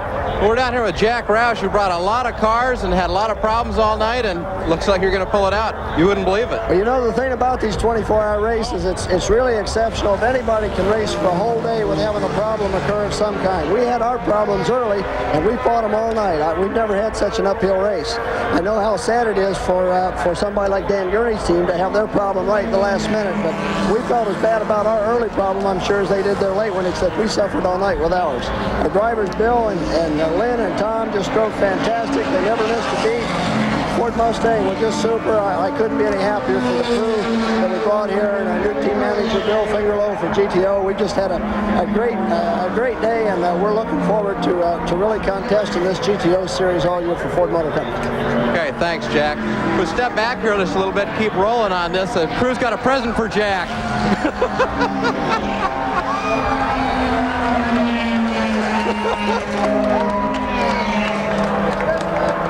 That looked like a New York Giants Super Bowl play there. I think it was. Now there's the leader in GTO, car number 11. That's been all the way down. Remember, that car was running 34th in the early going. You talk about comebacks. In the Camel Light Series, the Pontiac Fiero has done it, and certainly this car with Tom Gloy now driving. Lynn St. James and Bill Elliott. Scott Pruitt took a turn at the wheel as well. They're leading in GTO, and it's been a magnificent battle, and certainly the Toyotas have come of age in this race. Well, they are a very serious force now, and I think, if anything, this was the race where nobody maybe took the Toyota serious. And they're coming down for the finish, coming to the line. As they cross the stripe, they did not get the flag that time. I think we're one away from getting the checkers on this event. And the 3 Porsche 962s all gathering up for a squadron-style finish. That's right. Today is going to be the PR day for the Porsche photographers. They make all the calendars from this one. Tremendous day. 11 straight. Who's ever going to beat them? I had such hopes for Hendrick in this race. That Corvette, and everybody said, give it 2 hours, it'll be gone. And it ran a long time. That car number 52, what, had 8 hours in this race? Well, it really may ultimately come to a point where the Corvette can challenge in a long race like this, but the Porsche factory goes through so much development and testing with their cars, and they have a facility that is unmatched in the world by General Motors, by Ford, by anyone. And now you see the 3 leaders. This is a great day for Rob Dyson. He owns television stations around America, and he comes out of Poughkeepsie, New York. He loves to race. They won a couple, and they crashed. That's the number 16 that's running in 3rd place. There you see the 1st place car. Then directly behind it as it comes back on the banking, and they'll probably come 3 wide here, is the Italian team, Larari, Segala, Brancatelli, and the 3rd car back there, that's the Dyson machine with Price, Cobb, and the brilliant Vern Chupin. For my money, Chupin's as good as anybody in the world, and he's never received the credit. He certainly is. He is a veteran at Le Mans, has always done extremely well over there, and I think is rated as one of the more intelligent drivers. Well, Ferrari started this years ago, back in the days of Pedro Rodriguez, when they lined up those 3 Ferraris to come across the line. Interested party, Lynn St. James there looking on, and she is about to have a GTO championship tagged to her name with Elliott and Gloy alongside. And now back to the banking, final time, top 3 cars coming around to finish the silver anniversary 24 hours of Daytona here on the Superstation WTBS. Here they come, 3 cars that have run the distance. Porsche 962s have done it. Checkered flag is out. It's over for 1987, and Speed Week's officially underway. 24 hours of hard work. You see some of the Ford team there ecstatic about their victory, and they have every right to be. They made a comeback in this race that's as good as you'll get in sports. Lynn St. James, fastest woman driver in the world. New record at Talladega. She has to be pleased. We hope to be getting a word from her very, very shortly. And with Al Holbert, our old pal Derek Bell, Unser Jr., Chip Robinson. What a great day for all of them. We'll be back with more from Daytona.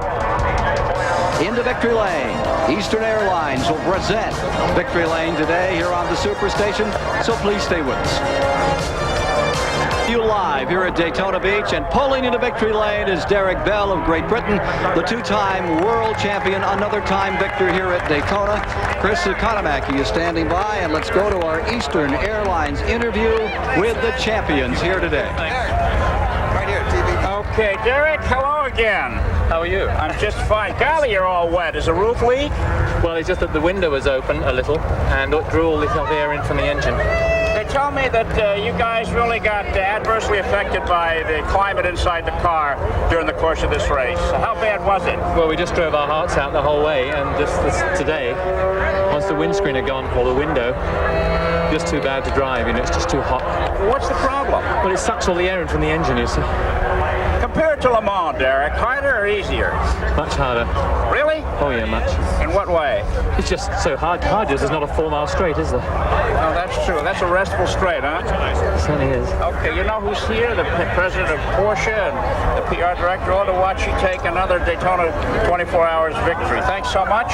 We'll be back in Victory Lane. Back to you, Ken Squire. All right, checking on the rundown here, I gave you some misinformation. That GTO car that won came from 37th position after 4 hours. Lynn St. James, Tom Gloy, and Bill Elliott. Magnificent performance by them. As the crowd continues to gather around Victory Lane, let's go to Jerry Garrett. Down. Okay, well, the GTO winner, Lynn St. James, is in the car here with Bill Elliott and Tom Gloy. They're all going to go down to Victory Circle together. This is a happy crew. Roush Racing, big success. The Chevrolet Ford battle, it was so strong in Trans Am, continuing here in this 24-hour battle. And as you know, the Chevys had their problems in this first time out for them in IMSA racing. Really surprising, but boy, they put up some performance. The pair of Camaros, the Peerless Camaro, and of course the beautiful prototype cars were rockets at the start, but a long-distance race once again.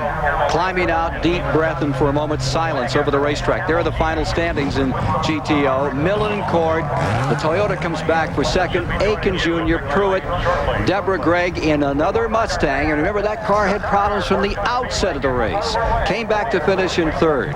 And Wally Dallenbach and Robin McCall and company. That Chevy finished up in the third position. So they weren't totally out of it today. And in fourth was Ricky Rudd and Fangio. For you stock car fans, Rudd finished fifth in this. You know, he said this was like driving a motocross machine. He said it reminded him of his old two-cycle. Here's car number 11 being pushed down toward victory lane to join with the Porsche 962 that has already come into that area. 2 weeks hence, big question is which of the American manufacturers will be in there in the all-American race. Here's Dave Despain. They call this place the cradle of racing civilization. Daytona creates legends. This is one whose name you might not know if you're not an ardent follower of this sport. My friend Alvin Springer. Let me tell you why he's a legend. You see the 6 names up here, all these Porsches that have run 1, 2, 3, 4, 5, 6 today. He built all the motors, every one of them. He's won this race. His motors have won this race 5 years in a row. Alvin, I must ask you, what's your secret? It's our secret. It's a good workmanship from our team at home at IMSA. How many people are involved in the actual preparations of the motors, and approximately, if you can possibly estimate it, how many man hours to get ready for this massive effort? I would say we have about 8 people in the race shop, just the racing engines, nothing else. And we started already in the beginning of November. And then just continued through with December and of course January. There is no end to your season. It goes on 12 months a year. We know of the pride and the exhilaration of winning as the drivers go to victory lane. We see the crews jumping. Your feelings inside right now, does your heart still flutter after winning 5 of these in a row? Absolutely, absolutely. And what I would like to say is that in a position like mine, you know, it's always that one guy gets the credit, but it is totally unfair, because I would like to thank my total team for supporting us and the teams, you know, at the racetrack. Racing is very much a team effort, but in a very real sense, this man, like Richard Petty, is a king here at Daytona. Our sincere congratulations Thank you very to much. Alvin Springer. Thank you.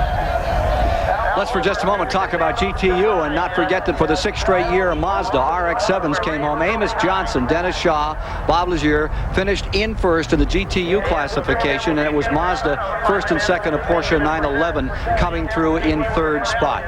Great finish for those guys, Johnson and Shaw. They're just plain good racers, and they must have had a wonderful time. Oh, they stay around, and they're always up here. It's funny, you always see the same people come back year after year, and it seems the same cars. The Mazdas are perennial winners here. Again, here's Jerry Garrett.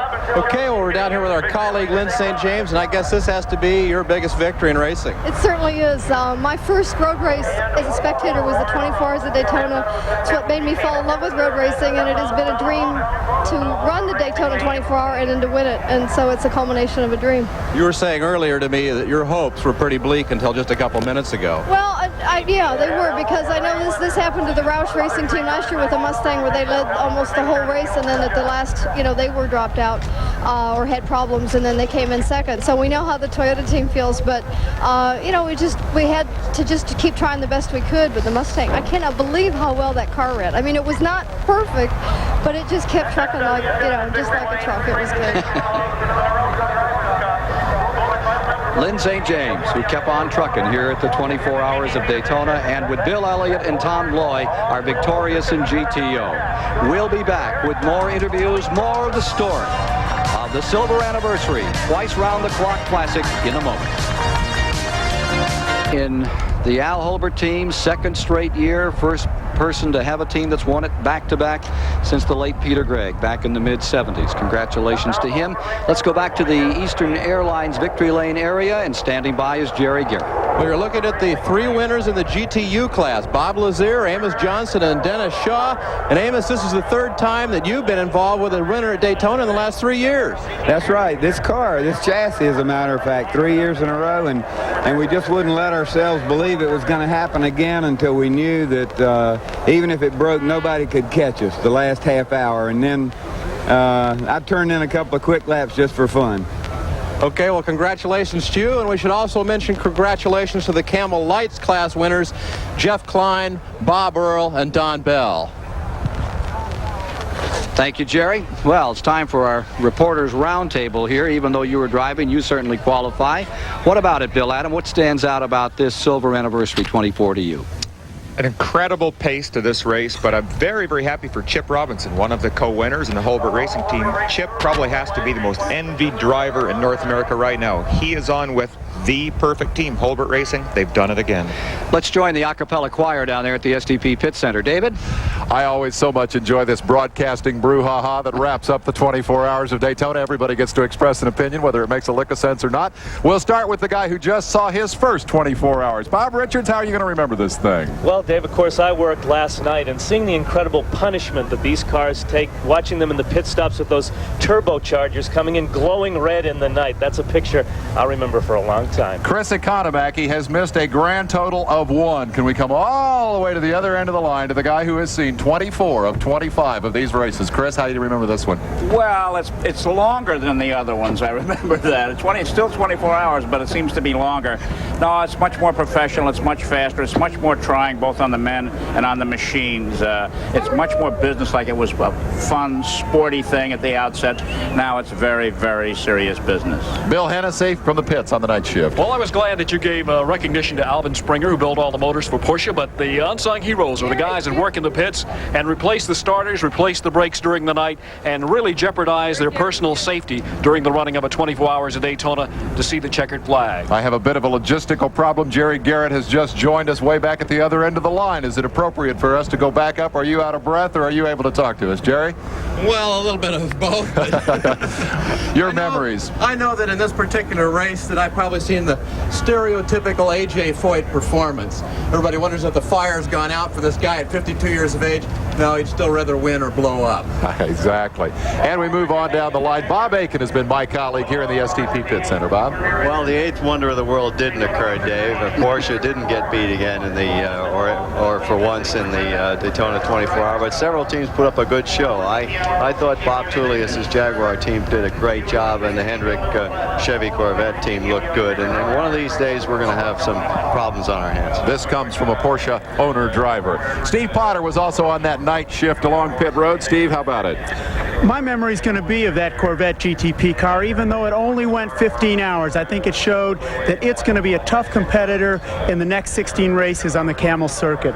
And Bob Varsha, wrap it up for us, if you will. Well, like Bob Richards, Dave, I was up through the night, and you know as well as I do, you've got to stay up through the night to get the real feeling of a 24 hours. I'll remember Brian Redmond climbing out of that flaming Porsche on the infield, the great battle Danny Sullivan and Chip Robinson had while Foyt's team was trying to forge that lead before it all went up in smoke. But I tell you, the guy I'm going to remember is Jack Roush. When that Mustang was down, they kept plugging, kept putting it back together. At about dawn, he said, we're just going to drive it in the ground. The Celicas look bulletproof, but we're going to keep trying. And slowly, they got right back up there where they've been for the past couple of years, winning another 24 hours. I like Jack Roush a lot. You know, I like the fond memories of Daytona so much, but I have to recall the other side of that story, because for Dan Gurney, who won the first race here, to come here with that Toyota and to battle so valiantly all through the night and to get within 30 minutes of the finish and then have a car break must be a heartbreak. I just got a bit of good news. We've got a little more time. Let me go back to Chris Economaki, if I may.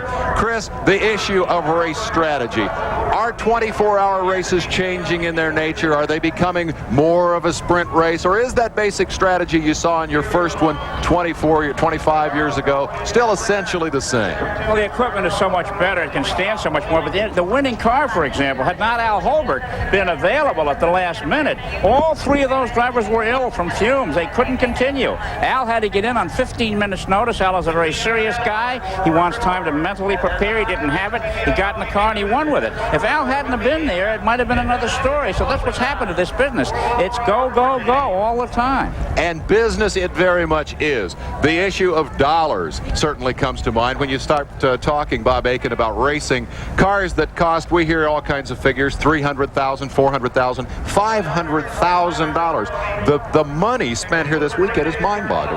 Yeah, we figured out last year, Dave, it cost us $10,000 an hour to run our car, and with the change in the dollar and the Deutschmark relationship, that's probably gone up another 20-30% in the last month. You know, one of the things I like about this broadcast team is the enthusiasm that pervades. Down here, a man who has come here for 25 years, as we said, and yet as we approach the time to go off the air, He's doing this because he wants to talk some more. Chris, take it away. No, but Bob talked about $10,000 an hour. Peter Schutz, the president of Porsche, just landed out here a couple hours ago. He got here to get into Victory Lane. And, you know, in addition to being a racing fan, he's selling Porsche cars and parts, and that's why he's here. It's a good account. Well, he should be here. He should be here. This is where the money is, obviously. They're telling me that the poor boys in the booth are feeling a bit left out, so I guess we ought to toss it back to the fellows who've watched it all from up topside, Ken Squire and Bill Adam. Thank you all so much. Oh, excuse me. Are they done down there? I think so. Let's take a look and talk about records for a moment. 2,534 miles were covered 1 year ago. This year, 2,684 as they stretched right out and did edge work to the last moment in that Porsche 962 number 14. Well, it's an incredible increase. You just don't make leaps like this, but it's a good indication of just how hot and heavy that pace was. There were 30 cars that finished of the 69 that started, and let's take a look at the leaderboard right now as to who the top 10 overall were in this event. And there you've got them. The lead automobile, of course, at the finish is the Al Holbert car. Magnificent performance by Holbert and company here. Lorare Segala, Brancatelli in second. Dyson comes in with the third place car, and then it's the A.J. Foyt team, followed by the Hotchkiss machine and Bob Aiken's car in sixth. And in seventh overall was Lynn St. James, Gloyn Elliott with the Roush Ford, that GTO, followed by Cord and Mullen for Dan Gurney. We'll be back with more from the 24 Hours of Daytona following these messages.